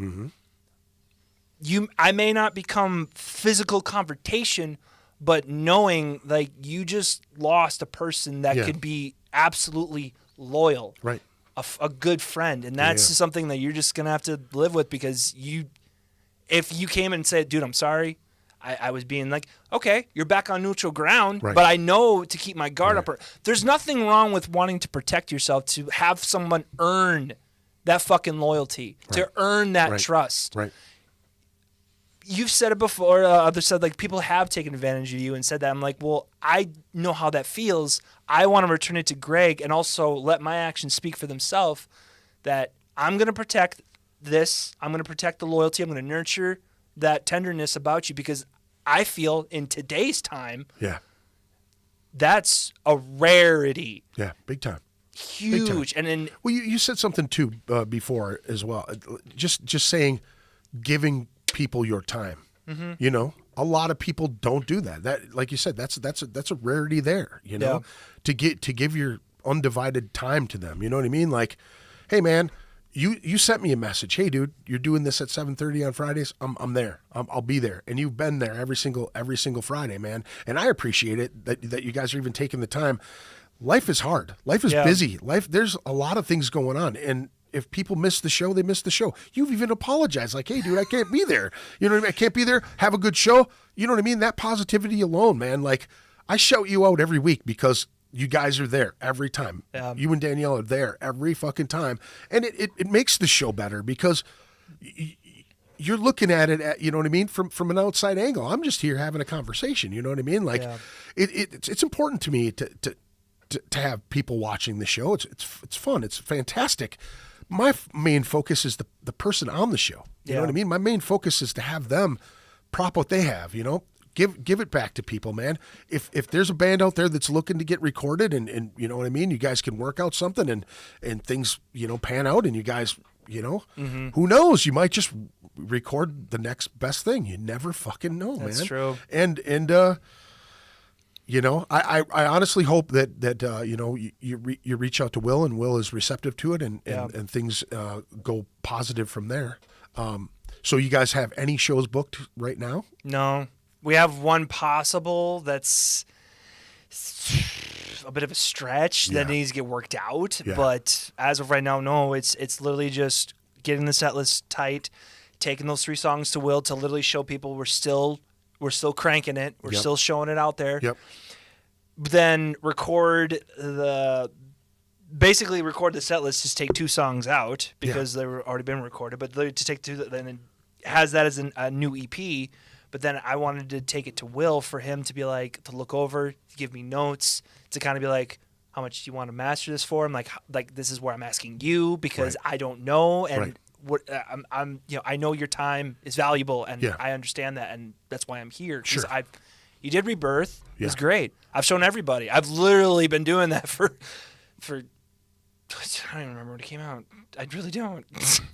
But anyway, that's not beside the point. But I just been showing everybody. Everyone's just like, this is really dope. Like, this is cool. Like, and I'm literally, I want the local people to be compensated for their work and also, but not feel like I'm trying to take advantage of them just because I know them. Right. So I know there's a lot of other reasons why I'm over polite, respectful, and they're like, dude, you got to quit apologizing so much. Like, I get that all the time, but I'm like, I'm at the same time, you catch more with honey than you do with vinegar. Sure. I'm pulling you in with honey, but then actually realizing that I'm loyal. I'm loyal like a fucking dog, straight up. Like once I've seen your heart, I am loyal to the end until you burn that bridge. So I know how you said, like, I'm always here every Friday. It's because you made a fan out of me in the beginning because I was a fan. Right. But then actually getting to know you, I'm like, this cat needs someone to back him up with positivity too, because he's dishing it out, and I don't know if he's getting it back. I can't vouch for anybody. I don't see his phone or anything, but I know personally I can message you. Yeah. Like, well, at least I reached out, and at least I gave anything I could do just to kind of be like, hey man, keep your chin up. Man, that's the way it should be all the way around, man. I think the world would thrive on shit like that, you know? I completely agree. The reason why I side is because people don't see it that way. Is because they want vengeance. Yeah. How they've been hurt. It's like you can't understand. Then they start doing the comparison of how deep the hurt goes. Yeah, hurt's hurt. Yeah, pain is pain. It is what it is. There's certain levels of it that some of us can never understand. Absolutely, but we could still be there, talk, reach out. We can still actually donate our time, which time is actually probably the most valuable thing that we have now, and not many people give that out because wives, husbands, kids, fur babies. Mm-hmm. I got to mow the lawn. I got to do this with the house. The entire pandemic locked us in, so we got to redo the entire house. Right. I get it. Right. But you could still throw out 10 minutes, 15 minutes. Just be like, yo, I thought about you. I just wanted to say, hey, what's up? Mm-hmm. Hope everything's going. Do you need to talk about anything? Mm-hmm. And if there's actually something where, what was his name? Fudge on a stick. It was that really serious conversation. I literally said, brace yourself. Who was that cat? I forget his name, but he had something that was great. He has my type of dark thoughts. Either John John Suffering Yes, or thank you. Josh. Both of those guys brought up mental health on both occasions, Yeah. which is crazy. And I just one quick second. Sure. I want to say congratulations to John Suffering because this guy has been looking for a job for literally like a year shut and a up! He half. got one. He got one today. Dude! Yep, starts on the 14th. Yes. Yes. Well, he just posted something, pretty bad that his power got shut off and that he was just about to get his unemployment check like the next day and they shut him off and he felt like he failed his family and I felt so horrible for him and he's such a good guy. No, and, you know what I mean? In the IT world, you know what I mean? They want the next best thing and they, they're always trying to. And if you're not up on your schooling and all this other certifications and all that stuff, which I'm not saying that John isn't, but. Congratulations, John. I appreciate you very much, dude. And that's badass. I know how tough it is to be down in a hole and really feeling down on yourself and whatnot. But yeah, the deep stuff you were saying. He gave me a nugget that because he's just like the thoughts that he gets because I have the same exact thing. Yeah. Those dark, trippy thoughts. You're just like, he took it to the next level. Mine's more of like, I could slit your throat and take a teacup and fill it up and just sip it while you watch while the life leaves you. Yeah. Like, that's my type of shit. And I'm the same way I'm looking in the mirror while I'm saying that. Yeah. I have those types of same shit. Like, it's just, it is what it is. But he gave me such a great nugget. It was so dope. He's just like, write it down. Yep. Talk to people that you trust. And then I'm just like, well, obviously the bitch in me was like, well, I don't trust certain people because they've let me down and everything. Yeah. And then, but no. That's not what he was saying. He was like, talk to your wife, talk to your best friend that you've known forever. Yeah. Like those type of people that People you trust. aren't going to judge you. Yes, that. Once you know you're on neutral ground. Yeah. His conversation, even though it did get heavy, it did get dark, but for some weird reason, I thrive in that type of conversation. I literally live in that type of conversation where someone's like, I've thought about killing myself. I'm like, yeah, I've been there too. Me too, man. Why? I'm like, dude, the dark thoughts just get so overwhelming. And then you literally look for any type of raft and then people continue to shit on you. And you're like, fuck off, all of you. Yeah. That was probably like my best way of kind of getting into your mental state of what happened with everything. And that's why I was like, I need to give him space. I need to give him time. Check in. Right. Like, bro, hope you're doing good. I'm still here. I'm not leaving. But you were literally just trying to find peace, and that's what was probably the best thing, because there is a way to kind of take yourself out of a situation, just going for a bike ride, going for a walk, listening to certain types of music that can actually pull you up. For the record, yes, I do cry. I'm not kidding you. Like, I will see a really good commercial that's like and I'm just balls and tears. I'm that type of person. So if I listen to a certain type of music, I instantaneously get like tearful and cry. Me too. I do too. It's just who I am, and I'm cool with that. But William Elliott Whitmore, God damn it, Hell or High Water is the song. It's when someone close to me passes away. That's a song that I play all the time. Yeah. And he's like, smoke 'em if you got 'em, drink your glasses to the bottom, and toast with me on another year. I can't remember. I'll play it for you when we get done. Remind me when we get done. Got you. But it is one of those songs where there's several, man. I'm with you. I feel the emotion. I don't know if you saw any of the pictures that I dropped yesterday. I of the bands that are on Instagram. Yeah. So I was just looking. I bought a new camera and I'm looking through old memory cards and I found a couple shows of different memory. They were stuff. gorgeous pictures. It was like rejuvenating for me, man. You know what I mean? Because I bought this new camera and I really want to do this, and like I'm the creativity was gone from me. Like I quit my band. Lee's went down. I quit my band.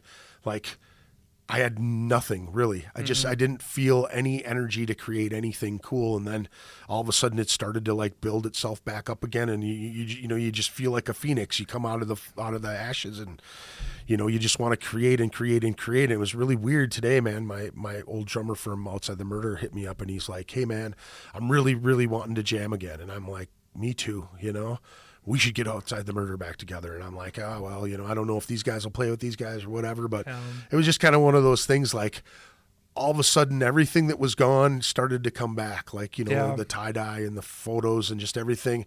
And finding those photos yesterday was just it felt amazing. And I found them. I edited them. Every time I dropped one, I just got done editing it. So it was like I was going from screen to screen, back and forth between my monitors. I'm like, okay, edit this.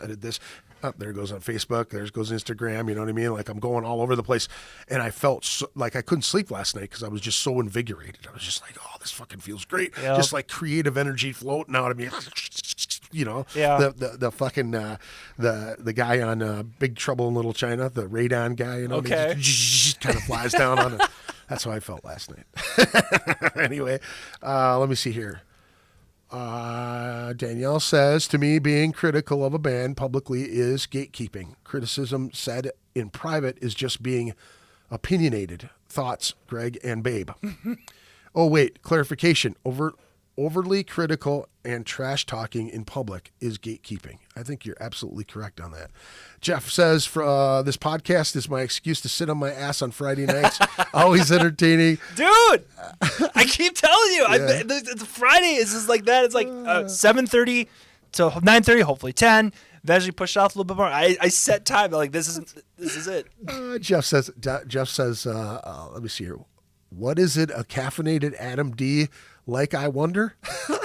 Dude's got hella energy. And then Danielle says, caffeinated Adam D. I guarantee he's had at least one Dr. Pepper cream soda, if not two. No, I'm literally just trying on my first one. Yep. Yeah. No, I'm naturally hyper. So when you like, the only time I actually take all that energy and just take all that hyperness and just like, whoa! And then it's literally when the first note hit us on the show. Yeah. I literally just channel it all into that because when I'm headbanging, when I'm playing, when I'm done with the breakdowns, like that's where it all goes. But after it, I'm tired, but I'm also like, I feel Purged. So, You're yes. purged. Yeah. But like with John Suffering in that conversation, it was so enlightening because knowing that a person of his wisdom, because he's not old, No. he's very wise, up in age, but wise. Yeah. Knowing that someone of his wisdom actually feels the same way that I do made me feel like, oh, I'm not alone. I actually know, I can ask questions, and then he's giving me great answers. Yeah. Have you ever met John in person? I've never met him in person. I hope that you can one day. John's a really, really good guy. When I met John, he was promoting and we kind of hit it off the wrong way, and I fucking hated him. I thought he was just a jackass when I first met him. Sure. And then it was like we worked through everything. He apologized. We got into these conversations. We all of a sudden, you know, every time I see John, it's nothing but love, man. He's such a good dude. Yeah. And to know that someone else takes how they feel and writes it down. I mean, I do to a point. I try to keep it. You know what I mean? Like I'll put it in my notes. I've got a bunch of different notes, and it'll go into different things, more poetry, more song related. But he writes. You know what I mean? Just putting it all down, and to hear that was amazing to me. I think you know he's got to have tons and tons and tons. Oh, of for stuff sure. To writing all of that stuff down, man. Because that's what I do when I'm feeling like that type of stuff is literally writing down in lyrics of how I feel. Yeah. And that's how I feel like. The music that we play, it's not just therapy. It's not just, you know, for me and doing this, because if someone else finds it, and like how like John explained when I was asking questions, is like as I'm feeling the same way that you feel. Yeah.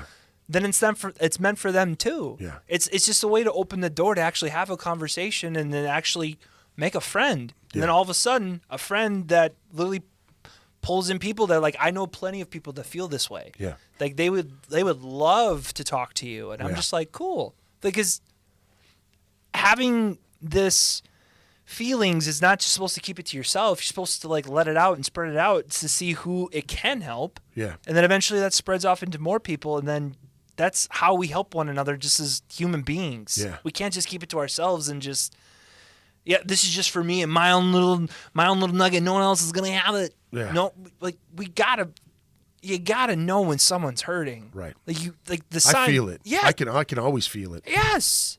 Like we have to help. This entire year, not only just lockdown, but everyone's just at each other's throats, and I'm just like, I'm literally. I literally thought the George Floyd. I literally thought I was going to start out with a civil war. I shit you not. I agree with you, man. Like that was the spark. Yeah. That was supposed to like literally start in civil war. Thankfully, there's actually some really good cats in the cities that have their head on straight, they're actually like, no, we cannot start a war. That's not going to solve anything. I'm like, there's some decent dude. That's awesome. I couldn't believe that it spread. I mean, globally. You Yeah. know what I mean? Like it went around the world. When this thing happened, and like I was so focused on what was going on here that it just didn't even dawn on me. And then taking a step back and like seeing people dying in Texas over it, and then Europe and things just happening all over the place. It really blew me away. Like thinking, holy fuck, that just happened down the road from where we live. You know what I mean? Like we're half hour from there. 20 minutes from there, and driving over there for work in that area, it was surreal to me. Like I could feel my heart sink, like I always felt really good about Minnesota. I always felt like, I mean, obviously there's racism everywhere you go. Obviously there's idiots everywhere you go, but I thought that we were just a little bit better than that. Foolish me because, wasn't just having faith in people. Well, and hoping. I mean, I've been assaulted by police officers. I mean, I'm sure I've told the story. Yeah, on the but I was there. I was the one know? listening to it. Yeah, And it messed me up for many years, man. For You know what I sure. mean? Like even getting pulled over, I'd just be shaking. Why are you shaking? It's because I got assaulted by a police officer. So For what? What the fuck were you up to? Here, let me check your, Yep. let me search your car. That type of shit. You know what I mean? Like you're guilty no matter what. Like I've always, sir and ma'am, I've always said that to people. Now people are so offended by it. You can't call a lady ma'am. What are you saying? I'm older than you, or why? You should never call a lady ma'am. It's like, it's out of respect. Like don't. You know what I mean? That's the way I was raised, So when I'm talking to an officer, I say, sir. I talk to a guy that I was in jail with. He's like, you never call the cops, sir. You know what I mean? I'm like, why? Because now he knows that you've been in jail. You know what I mean? That type of shit. And I'm just like, it's just who I am. You know what I mean? Respectful. I'm trying to be respectful to it, It's a obnoxious situation. I thought that when I don't know what happened when the showing respect all of a sudden now is just like it's you thumb your nose to it. You look down on it now. I'm like, when did that start?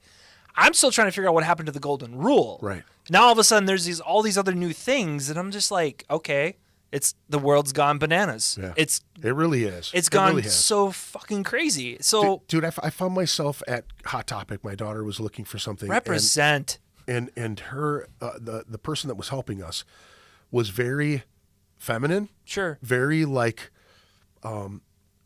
dressed on the feminine side. Sure. I didn't know the pronoun. I didn't know anything. And I said, thank you, sir. I appreciate it. And then I like realized and kind of felt bad about it. And I looked at my daughter because she's very, very pro pronouns and things like that. She's very conscious of that stuff. So I was just like, I feel really bad right now. Like the only thing I could say was thank you. I appreciate it. Thank you. Thank you for helping me. And it was like, this person was like taken back every time I said thank you. And it was like, you don't hear this enough. Like, I'll take one of those, and those, please. And thank you. I'm always like that. Like you have to say thank you. You have to be, appreciative of what's going on. You know what I mean? People are serving you and, Did you just go Gwen Stefani on us? BANANAS. No, when my wife does, when I'm at home, when she say bananas, I would literally shout that wherever I am. It's like BANANAS. That's always. Awesome. That is awesome. But that's another reason why I am the way I am is because you're not. This is no way, shape, or form of disrespect, because I will absolutely take a backhand. But you're a dying breed.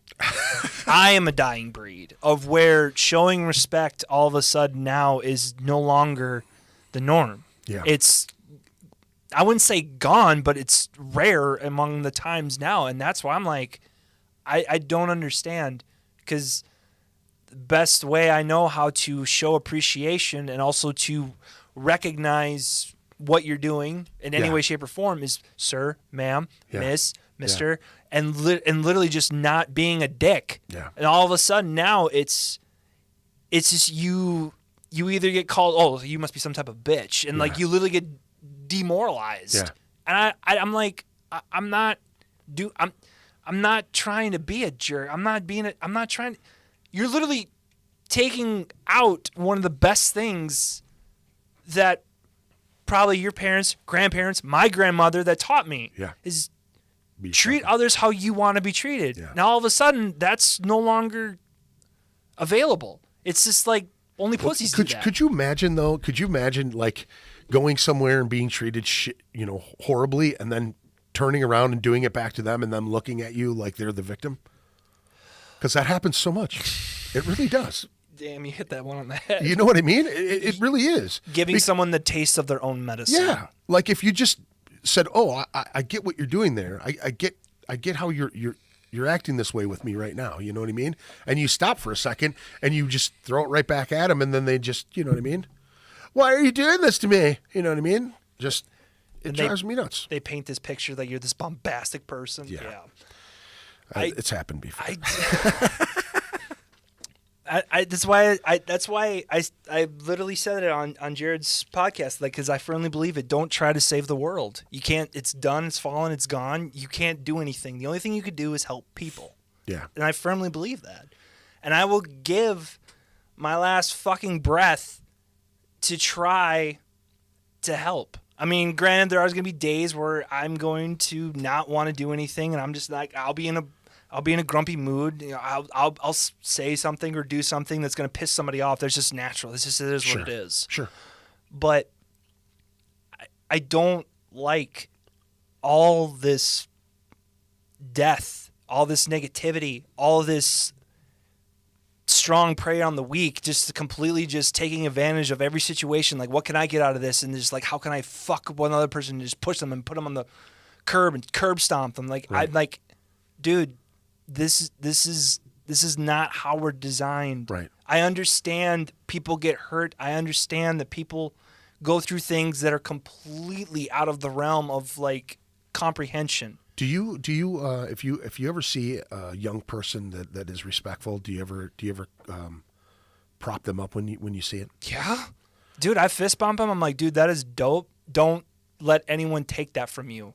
Dude, that's so awesome. The reason I ask is because I do that all the time. If I see a young person like hold the door for somebody older, I'll actually walk up to their parents and go, "You're doing something right," because kids don't do that anymore. They'll just walk through the door, slam it in your face, that type of shit. You know what I mean? It just blows me away, man. It blows me away. My daughter's so respectful to everyone else. You know what I mean? In the house, she just, you know, but to other people, she's very respectful. Like that is something that I put on her. You know what I mean? Yeah. You have to. You know, you respect your elders. I was always taught that. You know, but I also tell her too. You know, don't believe everything you hear, even from me. You know, you gotta question things. You gotta figure it out on your own. You know, my wife will spoon feed her if she could. You know what I'm saying? Where me, I'm like, you gotta let her take some lumps. You gotta let her stand up and fight for her what she believes in. You know what I mean? Like that's really, really important to me. Yeah, is to teach children to like stand on their own and be able to do things on their own. You know. Being respectful, I'll always tell a kid, you know, hey, don't ever lose that, man, because the world will beat it out of you. You know what I'm saying? Oh, yeah. It will eventually put its foot on your throat, you know, if you allow it to. You know what I'm saying? Yeah. Like, I think guys like us that have creative outlets, you know what I mean? Yes, we have had those horrible thoughts of suicide, bad things seep in. It's inevitable. It's going to come in. There's so much bad shit around you. It's inevitable. Yeah. You can't have dragon scale. There's always that one missing scale, and something will find it. You know what I'm saying? Yeah. It will always hit you true no matter what. Yeah. Being down is one thing. Being able to take a few shots to the fucking dome and get back up and battle through it and keep going. I just go back to, you know, the conversation we had earlier about the other podcast. It's so important for people to take things and make a positive out of them. You know what I mean? And dude, you did that. You're here. You're still playing. It's still being positive. And you know, you admitted to me that there was doubt. There was doubt. Like, hey man, you let someone in. You know what I mean? Yeah. Like, said it best. I was pissed off at something. Older black lady walks up and she just puts her hand on me, dude. And she said, never let them don't let them take the grace from you, is what she said. And I just looked over at her, and she don't know me. I'm covered in tattoos. I'm a big guy. She was like, I know you're upset, but don't ever let them take the grace from you. And I just kind of looked at her, and dude, like the hairs on my arm stood up. I was just like, okay, that makes sense. Like, don't ever let them in that far. You know what I mean? Dude, that's so dope. In a So world powerful. in a world that's like so untrusting, man. You know what I mean? Like, Kill or be killed. yeah, it really is. That's how it feels every single day, and in every aspect, man. You know what I mean? It feels like you can't trust anyone. It feels like that. You know, I know that there's people out there that are good people. Yeah. The good people that do reach out. The good people that do have other people's back. That are loyal. That are boosting people up, man.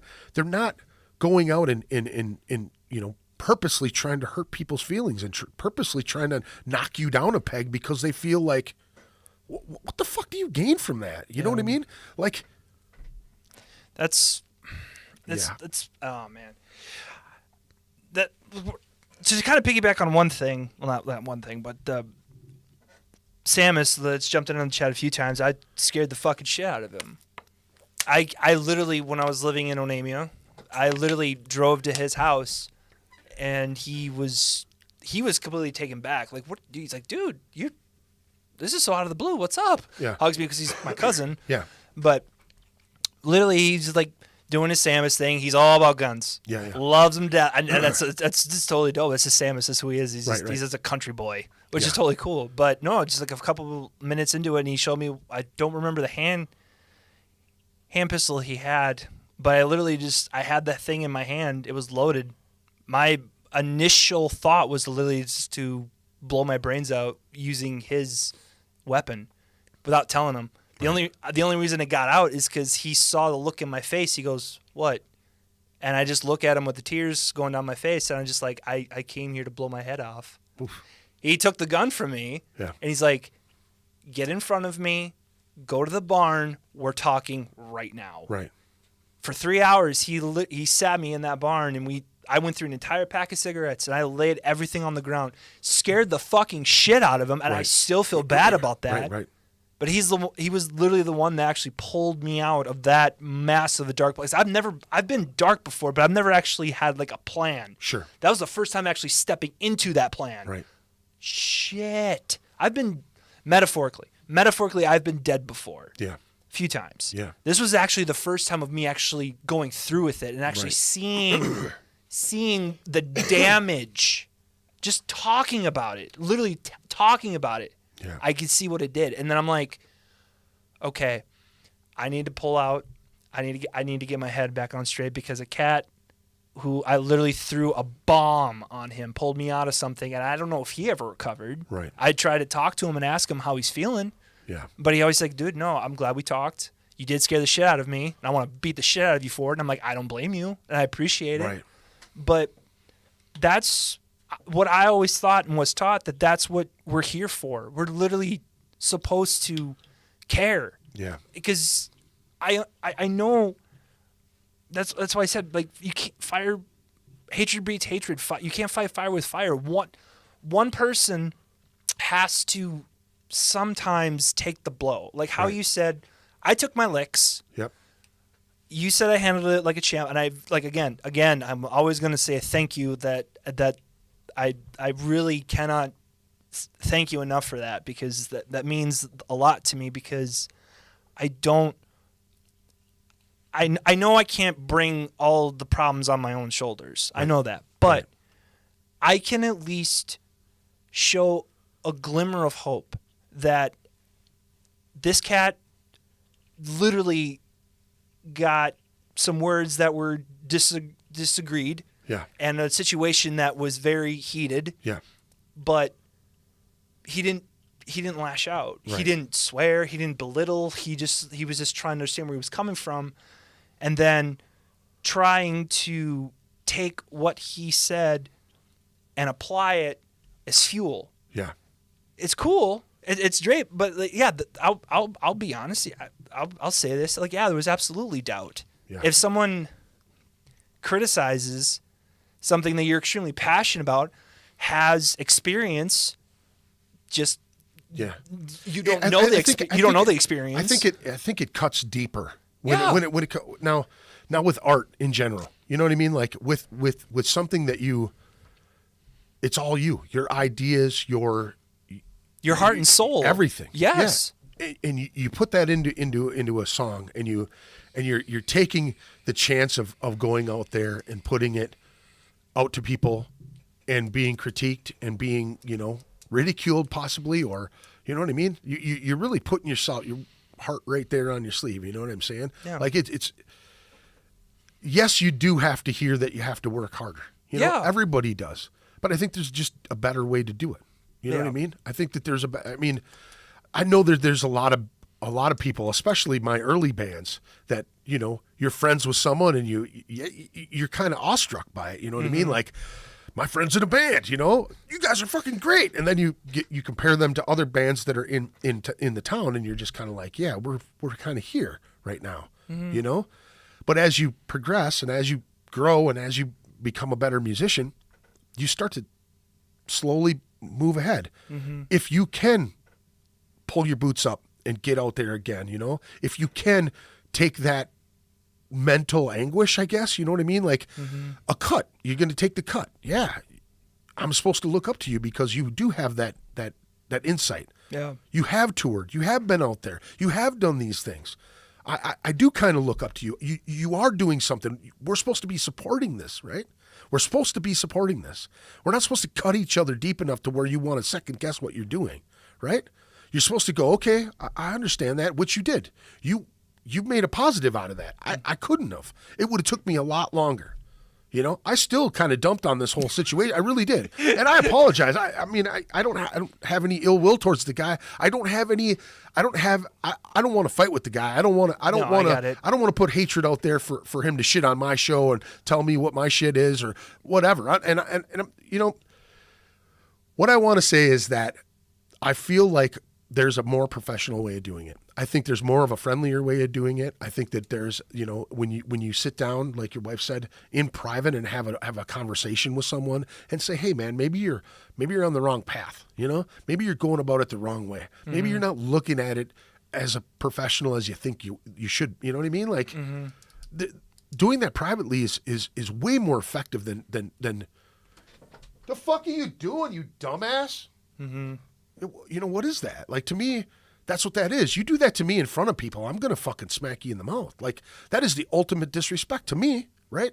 And again, being able to step back and say, hey, man, I'm not going to let him flip the switch. I'm not going to let someone take my grace from me. You know what I'm saying? Yeah. I'm not going to allow somebody to pull me down really to their level. You know what I'm saying? Man. And it has nothing to do with the situation as a whole, but in the whole grand scheme of things, if you're not able to take a shot to the chin, you know what I'm saying? If you can't take a punch and get up and keep moving, you're probably in the wrong line anyways, man, because that I know that I'm very sensitive about my art. Yeah.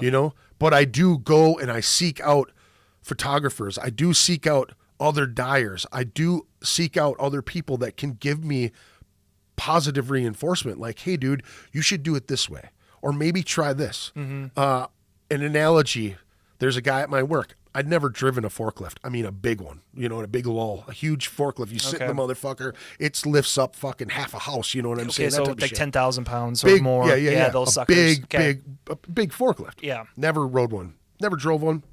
Asked my boss. I'm like, hey, I'm tired of asking you guys to do this stuff around here. If you teach me how to do this, I won't ever bother you. I'll just do the shit. You know what I mean? We'll think about it. It took me 2 summers to do it. And then finally I just jumped in one, and one of the guys that trained me in on my delivery route, Jeremy, he showed me 3 things. And those three things I was able to show 2 different people this week, the same tips that he showed me. And all I said was, this is what I was shown, and it helped me greatly. You know what I mean? And each one of those people were like, dude, thanks. Yeah. You know what I mean? Just that little tip. Why in life would you not want to try to help someone get to that next step? You know what I'm saying? Like, in life, it doesn't have to do with music. It doesn't have to do it in life, period. If I see somebody struggling, my boss's stepson came to work, was down. I could tell he was down. What's going on, man? How are you? What's up? Oh man, had something really bad happen. I had a friend who, a young lady, I'm friends with her and I'm friends with her boyfriend. We have this group chat, da-da-da-da-da. She was really down, just like down on herself. And I told her that she was beautiful, and her boyfriend took it out of context. And then the whole group kind of attacked me. And then by the end of it, these guys were telling me I should kill myself.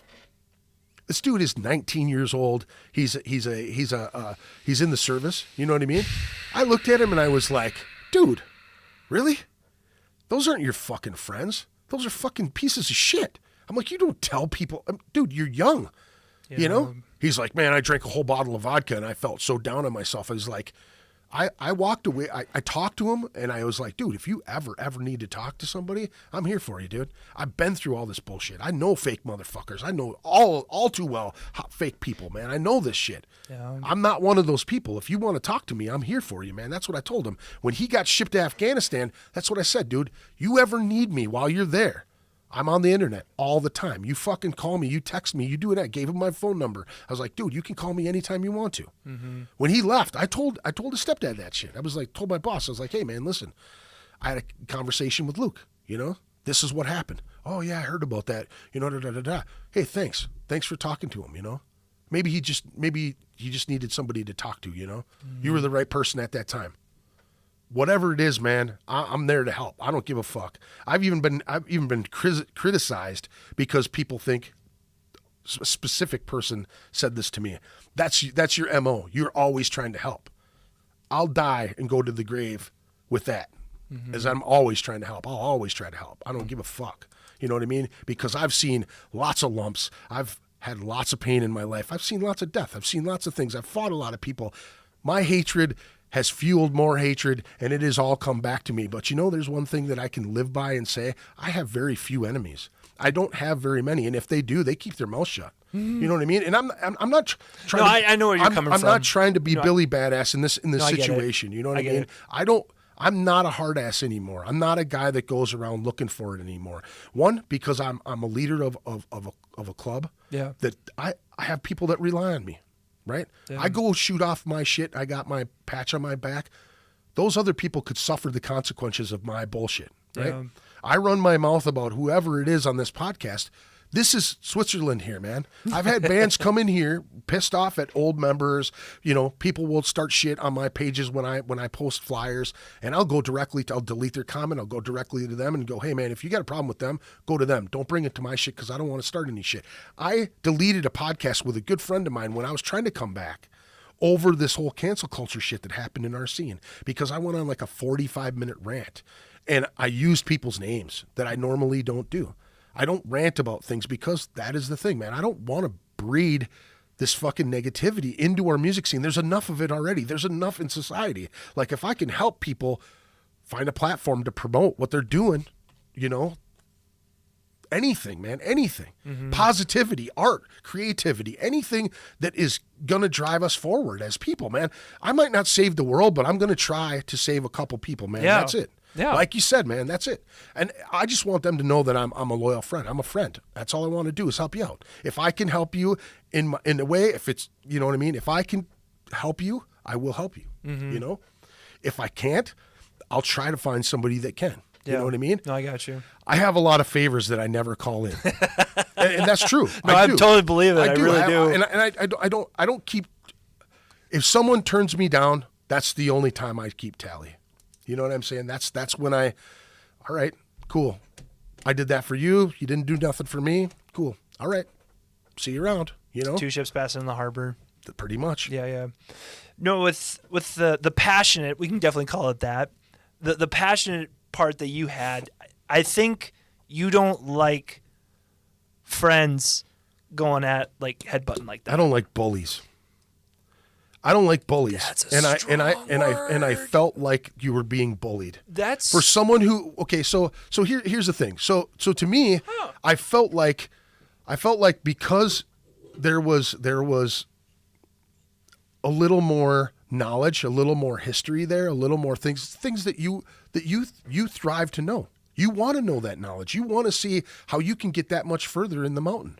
You want to find the right shoes. You want to find the right pickaxe. You want to find the right thing to get to the next level of that mountain, right? Oh. You do have to pay your dues. You do have to find those things. Absolutely. It might not be this band, and God forbid that something happens with your guys. I'm not saying that, but you're a talented enough dude that I've seen play. You're energetic. You're a solid player. You're a great vocalist. All of those things. God forbid something happens with this band. I believe that you're not going to stop being a musician, right? So you're looking for that knowledge. When someone who has that knowledge now is stingy with it and says you're not going to get it and then critiques you or bullies you by, you know what I mean? Like, I got to you. me, that felt very bullyish, you know? No, I got you. I don't like that. I don't like, what's the point of it? Especially publicly. That was my thing. It's like, no, I totally. the I totally only get it. reason I would do that is to put you in your place. The only reason I would do that publicly is to put you in your place. That's the only reason I would do that publicly. And I would do that. I would go out of my way to be boisterous about it. If we were at a show, I'd be like, hey, this fucking guy here. I'd fucking rip on you the whole time. I would make you feel like you're a piece of shit because you did treat a good person who had a supported you, man. I just don't see that. No, I totally get that. And again, I very much appreciate it. You're getting me angry. I'm so sorry. That is the last thing I want to do. Like, no joke. But no, the reason why it's passion is because we have, like you said, like we've had it enough in this society. Like, why bring it back into this? Like, dude, just one person gets to that next level, the other person reaches down the hand, pull the other person back up. Like, and then we just slowly climb. And we just keep going. Like, I totally understand the passionate part. So when you're just going off that, but it was just totally Greg, and I'm totally cool with that. Yeah. Well, I didn't mean to put you on the spot. No, Again, no. like I said, I know we had a conversation afterwards, you know. I honestly didn't feel being put on the spot. You had a viewpoint or a question or a conversation that you felt that could be beneficial for everybody. I honestly, if I had a safe word, be like, all jokes aside, there's nothing wrong.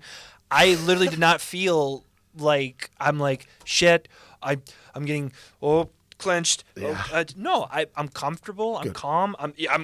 This is how I know I'm comfortable. I always constantly rock back and forth because I'm a fidgeter. I literally fidget with stuff. Yeah. But when I'm fidgeting, I'm very comfortable. I'm very much like calm in my element. But if I'm like, yes sir, but like how the things that you've been through, like this is one of the dope things about you is like you have an infinite well of knowledge, and this is something you've seen plenty of times. So that's why when you reached out, it was able to like, I have a ton of questions that I could ask, and then Greg could just be like this, and I could just be like, just soak it in, but also returning and just like, I want to give you my time. I want to show you that what you're doing. Not only the people that have come on here, but... And there's been a lot, dude. There's a lot of people in here commenting as well. I'm very much appreciative of everybody that... Because, like I said before, I went on Facebook, I went on Instagram, I went on the Discord with my clan, on Destiny. I literally was like, guys, I know how valuable time is, but I just need you to come in and just show some love, because this cat has been working hard at this podcast, not only... previous years, but because of what you literally had to go out and find your piece. You literally had to go kind of take a breather, and then now that you're like, I'm fired back up, which I absolutely dope, because now it gives me insight to all these different other types of bands with like doom, death metal, with John Suffering. Yep, John Suffering. Yep. He's gonna punch me in the face, and I will absolutely accept it. No, he's a sweetheart. No, that's the reason why I threw that out there. I'm like, dude, if you ever need a band to play with you at a show, I'm there. Yeah. Because he seems shy, reserved, which is completely... He really is. Nothing wrong with that. Yeah. That is absolutely... Because it could tie into the next part, what I'm going to rant with. But I wanted to give him, like, support. Like, dude, I know my guys would love to play a show because we've been locked down. So, like, if you needed a band... talk to Greg, he can hit me up or hit me up directly. Like, I know we would love to play with you. It'd be an honor to play with you. Right. This what kind of ties into the reserve part of it. There is nothing wrong with earning someone's trust, someone's loyalty, someone's time. There's nothing wrong with that. Because, like, with people, like how you said, like, it's so hard to trust people. Yeah. Absolutely. Because you get burned. Yeah. When you wear your heart on your sleeve, you get burned hard. Yep. There's nothing wrong with paying your dues with the person to actually get to their comfort level. and you have to walk their pace. Yeah. You can't have them on your time. So the fact that you're just like, oh, these people, man, it's so hard to trust. I'm like, yeah, because I want to point out to people that if whoever stumbles upon this or listens, and that there's nothing wrong with setting boundaries and then learning. I think a lot of people have hard time doing Yes. that, setting those boundaries. Yes. I think people have to realize that you as a person, you have to realize, I don't want to put up with this shit. You know, as you get older, you just have to like, all right, the drama, the high school bullshit, the fist fights, the bullshit that you got to get involved in, all of this shit. It's growth.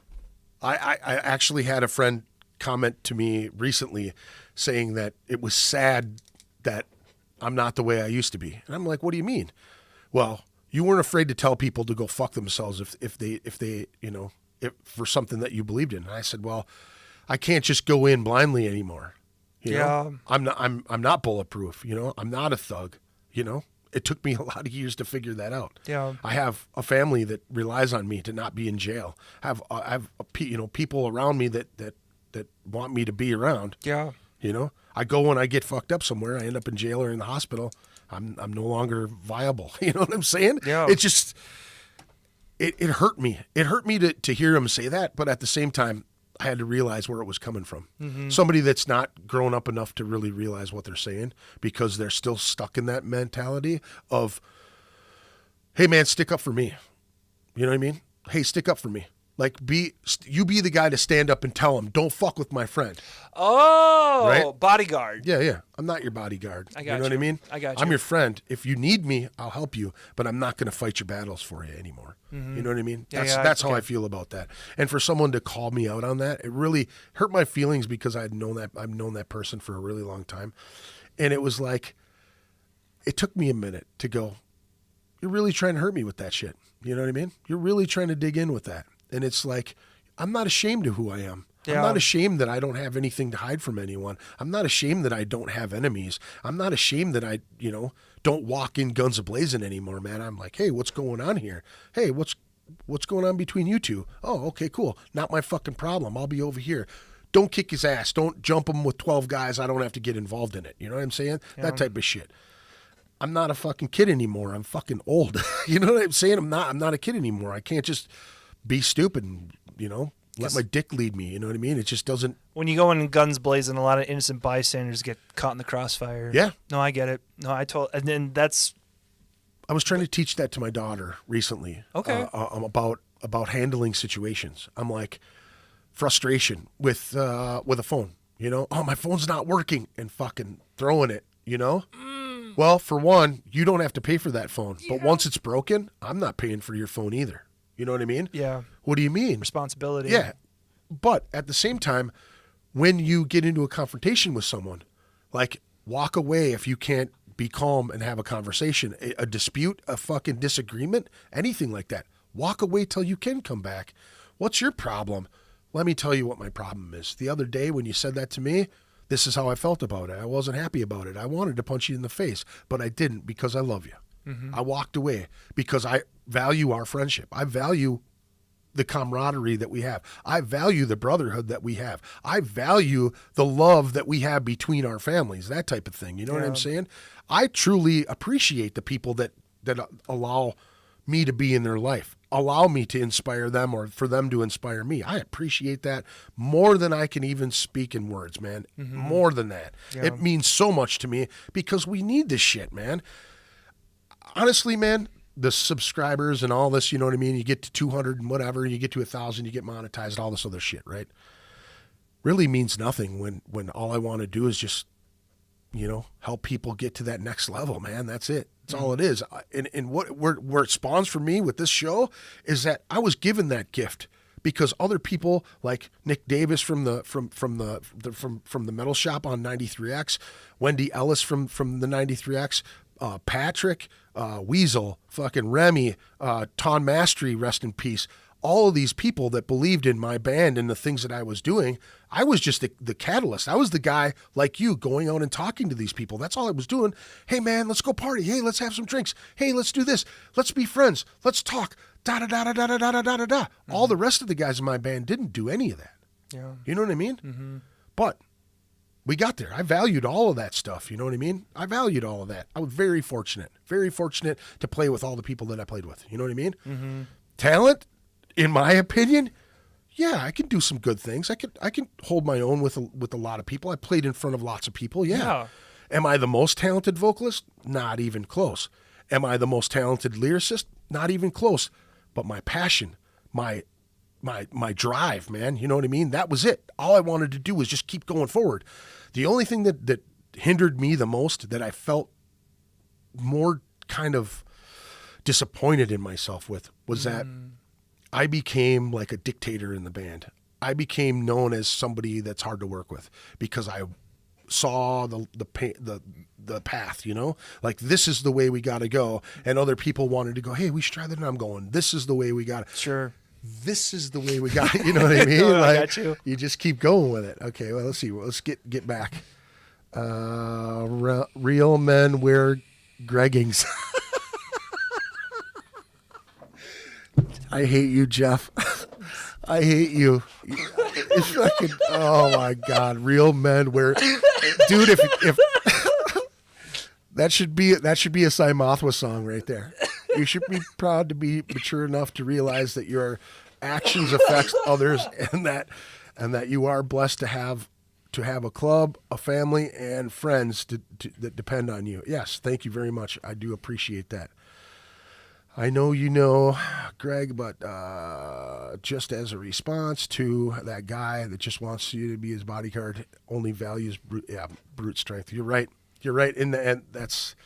I wish I could go in depth into the story, but there's a whole lot of back story to this thing, like 30 years worth of backstory. And if that person is actually watching or listening to this, you know I'm talking about you, and I'd say it to your face. And that was an argument that I had earlier this week, is that I posted something that was offensive to him, and he came at me and said, you know, say it to my fucking face. And I was like, I'm not afraid of you, dude. You know, and then it was like, you know, I don't have any ill will towards you after telling me if we see each other on the street, we never knew each other, lose my fucking number and shit, you know, someone that I've known 30 years. So if you're listening, go fuck yourself. I don't really care, man. I'm doing my thing. So I'm going to be over here. That's the truth. That's for real, man. I don't have time for that shit. I'm almost 50 years old. I don't give a fuck, man. You know what I mean? Like 40. You're almost 40. Yeah, I'm almost 38. 38. What's up, Dan? What's up, Big Dan? How are you, brother? Good to see you, man. It's funny to have. We had our fun in times. Watch the shows now. Yeah, no shit, dude. Time. We've done some crazy shit. Yeah, I've had a lot of crazy shit happen in my life, brother. I could probably throw you a couple curveballs. You'd be like, no.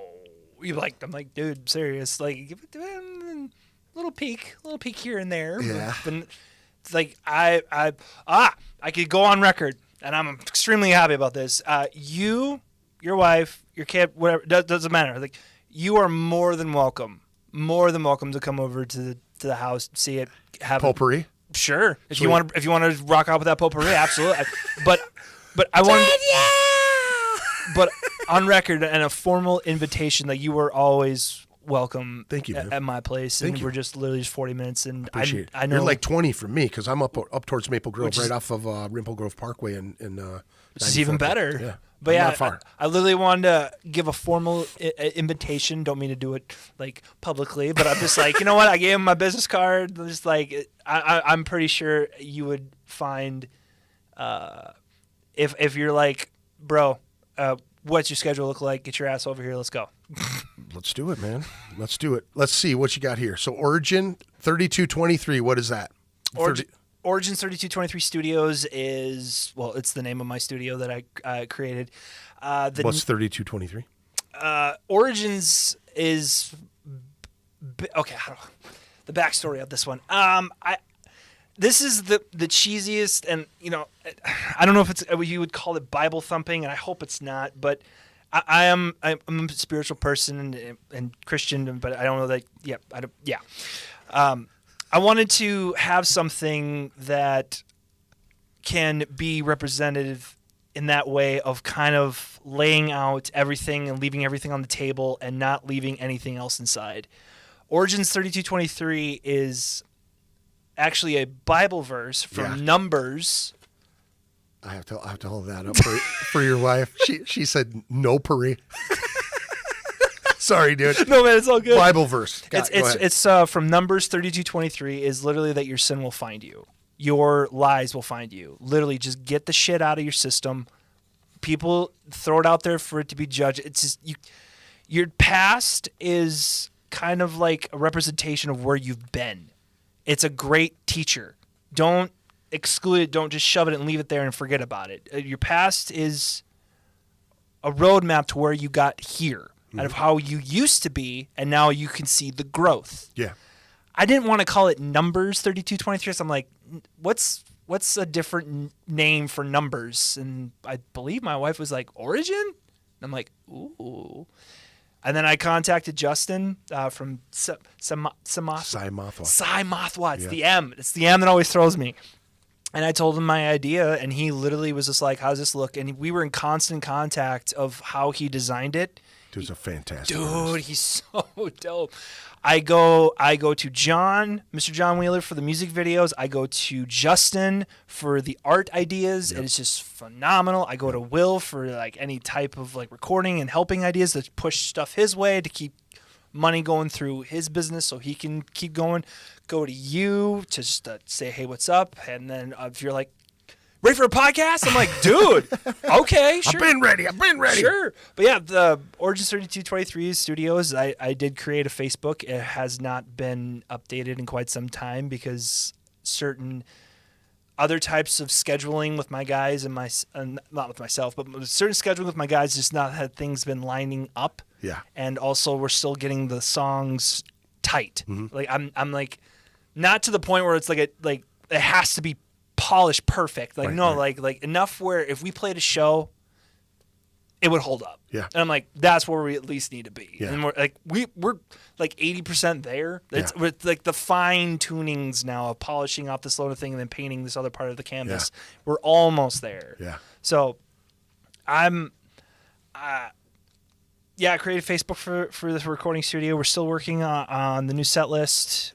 If once I talk to my guys and if we can actually make the September show work, which I don't see an issue, but I got check your schedules. Yeah, I got to talk to my guys, but by that time I know that sucker can be polished because that's a few months away. Yeah, we're already halfway through the year. I know, dude. It's crazy. I'm like last year, like the pandemic was hard. I know, it seems so long, dude. I was just like, oh my God, this is taking forever. I wish something would happen to ease it up, something. The only thing that was different was not doing shows or going to shows because the last show that my wife and I went to, we drove down to Illinois to see Alpha Wolf, Crystal Lake, Chelsea's Grin, and Fit for a King. Yeah. That was the last show of the year. Yeah. That was March, and it was worth every mile. It was a fantastic show. It was a fantastic show.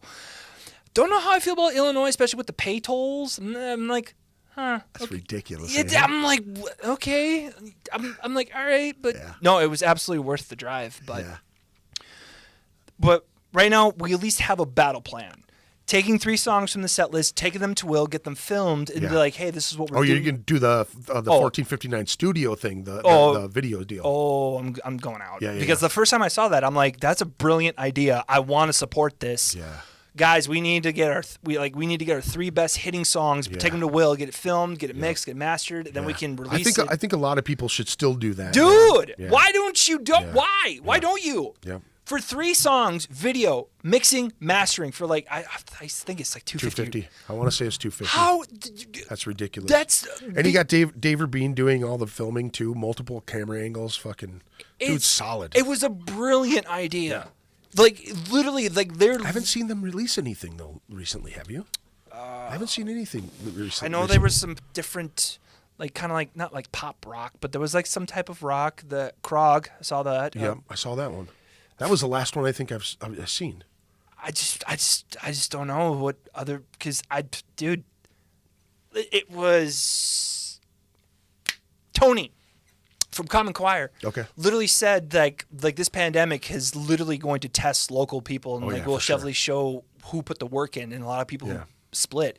I literally think people have split. Yeah. Like a lot of bands in Minnesota. There's a few popping up that I haven't seen either. Which I'm completely excited for, because I'm like, new blood, new outlook. Yep. Actually, people that are, the world hasn't fucked them yet, and it's exciting to see those. That's what gets me amped when you see these young cats or same age as me. Yeah. But you see this new fresh blood, and they have that purity of actually just like, we just love playing shows. We love doing this, and eventually maybe it could go somewhere. Yeah. Like that, just innocence. Like part of me wants to protect that. Yeah. Like your wife wants to protect the innocence of your daughter, but you're like, she wants to protect her from the world. You're trying to prepare her for the world. Yeah. Which is completely understandable. Right. I think that's what we're doing here too. You know what I mean? But by allowing people to understand. Sometimes things don't come out the way they're supposed to, and sometimes people take things the wrong way, and they spawn into something different. You know what I mean? And it can be good and it can be bad. And I think the moral of the story is to be able to take the shots and get up and keep fighting. You know, I'm glad that you did, man. I'm glad that you took it with class, man, and and walked away from it. And did I left it open for you to badmouth if you wanted to, and you didn't. And I appreciate that, dude, because you know what? You're a way bigger man than I am, because I'll tell you what, I ran my mouth tonight, and I don't feel bad about it, because honestly, it should have been said. I was really upset about that. 3 things. 1, always, seriously, thank you. Like that means the world to me. 2, that podcast that you deleted because you went on a rant about cancel culture, and you actually used names. Personally, I think that not released to the public, but you needed to get that out. Yeah. Which is absolutely. It sucked that it was for a friend that was really doing really cool stuff at the time. Yeah. You know, with his art, and that was the focus. And we played great music, and it was like this whole thing. And then I just went on this whole thing, and then like my ears were ringing to the point where I was like, my blood was flowing that hard, and it came out later on. You know, I stepped away from my club for a reason, and it was to deflect a lot of the shit that was going on, but it was also that my club can't be faulted if I punch somebody in the mouth on my own. So that's what it was. Honestly, I was dusting them off is what I was doing. You know what I'm saying? I was really feeling that push. Not calling out the person you had, your guest, like being a friend of you and Greg. He understood why it got deleted. I know. He looked at me like, huh? He like when I was in the middle of the rant, he was just kind of like, I could tell that he was kind of like, whoa, dude, you're getting off track a bit. And he just kind of looked at me, and then we continued. Yeah. And then he's like, hey, so when are you going to release that? And I was like, I lost the tracks. I didn't tell him. I was just like, yeah. And then I admitted it online, and I told one of his bandmates, like, hey, I owe him an apology. And then he was like, oh, really? And then as soon as I got done with the show, I got a text, hey, what were you apologizing about? And I was like, dude, I deleted that show because I went on that rant, and hey, we got to book another one. And he was like, okay, what date? And I said, gave me a date, and it was all good. Any person that actually has a decent head on their shoulders will completely understand and see the situation and be like, dude, you needed that. You needed to get that out. Yeah. Completely understandable. Third, because of our first podcast that we had 2 years ago, it's literally a sign of respect towards you. Don't badmouth on my show. Right. You can express certain types of things and express it in a different way, right, which also rewired my brain. Right. And I'm like, that was one of the kind of metaphorical slaps that you kind of give me without even realizing that you gave me. Right. Like, why is this band a piece of shit? Right. But just because that you don't like what they do or what the drummer does or what the vocal does, like, to them, this is their art. They're passionate about it. To somebody, they're the shit. Right. So what gives you the right to say it? And that really fucked with me, because I was like, dude, I need to rewire myself, because he has a very solid point. I need to stop that, because I would do it with certain type of old school bands, and I mean old school. Right. And I'd be like, I got to quit doing that, because it's not my place. Right. out of respect for you, I don't want to splay shit anywhere. It is what it is. It happened. I from the feedback you gave me and everyone else that gave me, I did the right thing. I handled it correctly, and I cannot express my gratitude enough to those people that have told me that, and yourself included. But also, I don't want any backlash for you. You get enough of that shit. You don't need another one from me. And I know you can handle it. I know you can, but I out of sign of respect of you, your time, your show, to the people that actually listen to you besides myself, I know you fucking care. And I'm not going to minimize that. I'm always going to address it, and I'm going to do my damnedest to protect and watch what I say, because it is literally showing respect to you and not taking you for granted. I appreciate that. And I know you kind of gave me the green light, but I'm like, I know later on I would say something stupid and I'd be like, I was a complete moron, but I don't ever. You taught me a lot on the first podcast without even knowing me. That was the first day we met. Yeah. You gave me a lot of nuggets. You gave me a lot of wisdom, and the tenderness I could see of your heart just that day. Yeah. The first time we meet, it was a massive, massive jump, and I'm like, this is a really cool cat. I need to grow up. This is a kind of a growing moment, and I can't afford, nor do I have the luxury to display my shit. Right. That is my own person. No, I don't have that, because it's not fair to you. It's not fair to your people that listen, or like your actual no. Yeah. Like, we have enough of that. What I can do is self-reflect, fix what I need to get fixed within myself, but then return it back to you. Like, this is what you taught me, without even knowing or realizing what you taught me. And you need to hear this, that you're a fucking great person. Thanks, man. You're awesome. You're funny.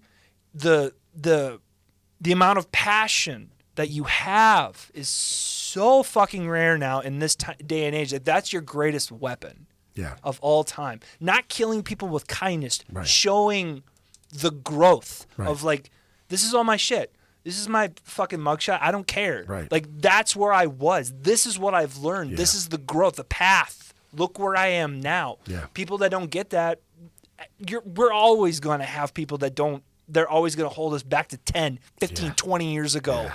It's just like, okay, you're stuck in the past. Cool. Have fun with that. Yeah, I'm going to go this way. I'll be over here. I'm just going to keep moving forward. Yeah, that's all you can do, man. So you tell me how they can get a hold of you and booking your. Well, you literally displayed my phone number on that. I did it again. Look at that. I did it again. Can you see that? Could do if you watch this, do that. But Facebook for Origins, for the band, Forever and Gray band at gmail.com for if you want to get in touch with the band for booking, or if we wanted to do something like that. Instagram, I'm literally on my personal Instagram. It's literally Adam C D, which literally just C period then my last name. Yeah. And I actually have a personal YouTube page where I do a vlog where I just talk about kind of like this, just with myself and my camera, and I just talk, and whoever can get from it who stumbles upon. What's the name of that? Literally just Adam CD. That's it. You just go to YouTube and you search my name. Well, dude, I'll fucking check that out, dude. I didn't even know you had that going on. I'll definitely give you a subscribe. I've always pop in. I've already subscribed to you, like when you first I think it was it Brad? Was your first YouTube? I think maybe. Because that was like the first. I'm like, wait, he's a what? I think so. I was so excited. I was so excited. Like the fact, I know he said you want to go back to an old school format, which is dope if you want to. Only for the music. That's it. Yeah. That's only for the music. I mean, like I wanted to play the videos that you sent me today, but I don't have my stuff set up. Yeah, that's fine. Like other people have stuff where they can just they can play it or whatever. They can look up my band on YouTube. It's Forever and Gray. Just go to the search bar of YouTube's Forever and Gray, and you'll find Purge. You'll see the Last Party. You'll see the live video shot from Foreshadowing Upon Us. That was on 7th Entry. And then you'll see the live footage that my wife filmed at Lee's Liquor Lounge for Mason Metal Fest. Nice. It's all there. Nice. And so, and then I'll go with Will. Eventually, we'll get those 3 songs, and I'm super dope. Like, I'm super excited and super dope that they hit hard. The breakdowns are there. It's just good. I'm excited. The growth that you see from Rebirth to that, it's gonna be dope. Oh yeah, good stuff, man. I appreciate you coming on the show, dude. I appreciate you having me, man. I appreciate you supporting. I appreciate you and your wife always tuning in and giving feedback and talking and interacting with the guests, man. They love it too. We had some good conversations, some good nuggets. Yeah. I don't know why I'm starting to use that word. I really don't know why, but it's just there. It's always cool to have, you know what I mean? Because it's another perspective. I'm doing the thing. I'm in the conversation. I'm doing everything, and I look over, and there's always a question, you know. And it's great for them to interact with other people. They know that people are tuning in to see what's up, you know. And thank you to everybody for tuning in tonight.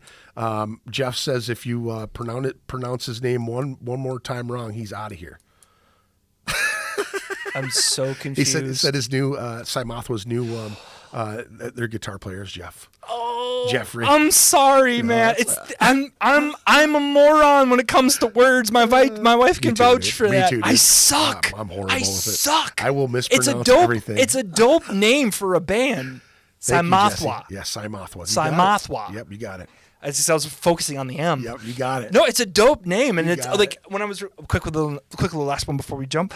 I was recording with Will at 14, and they were practicing, and I literally heard 2, possibly 3 songs, and I'm just like, and I just picked my head, and I'm like, you guys are fucking dope. Amazing.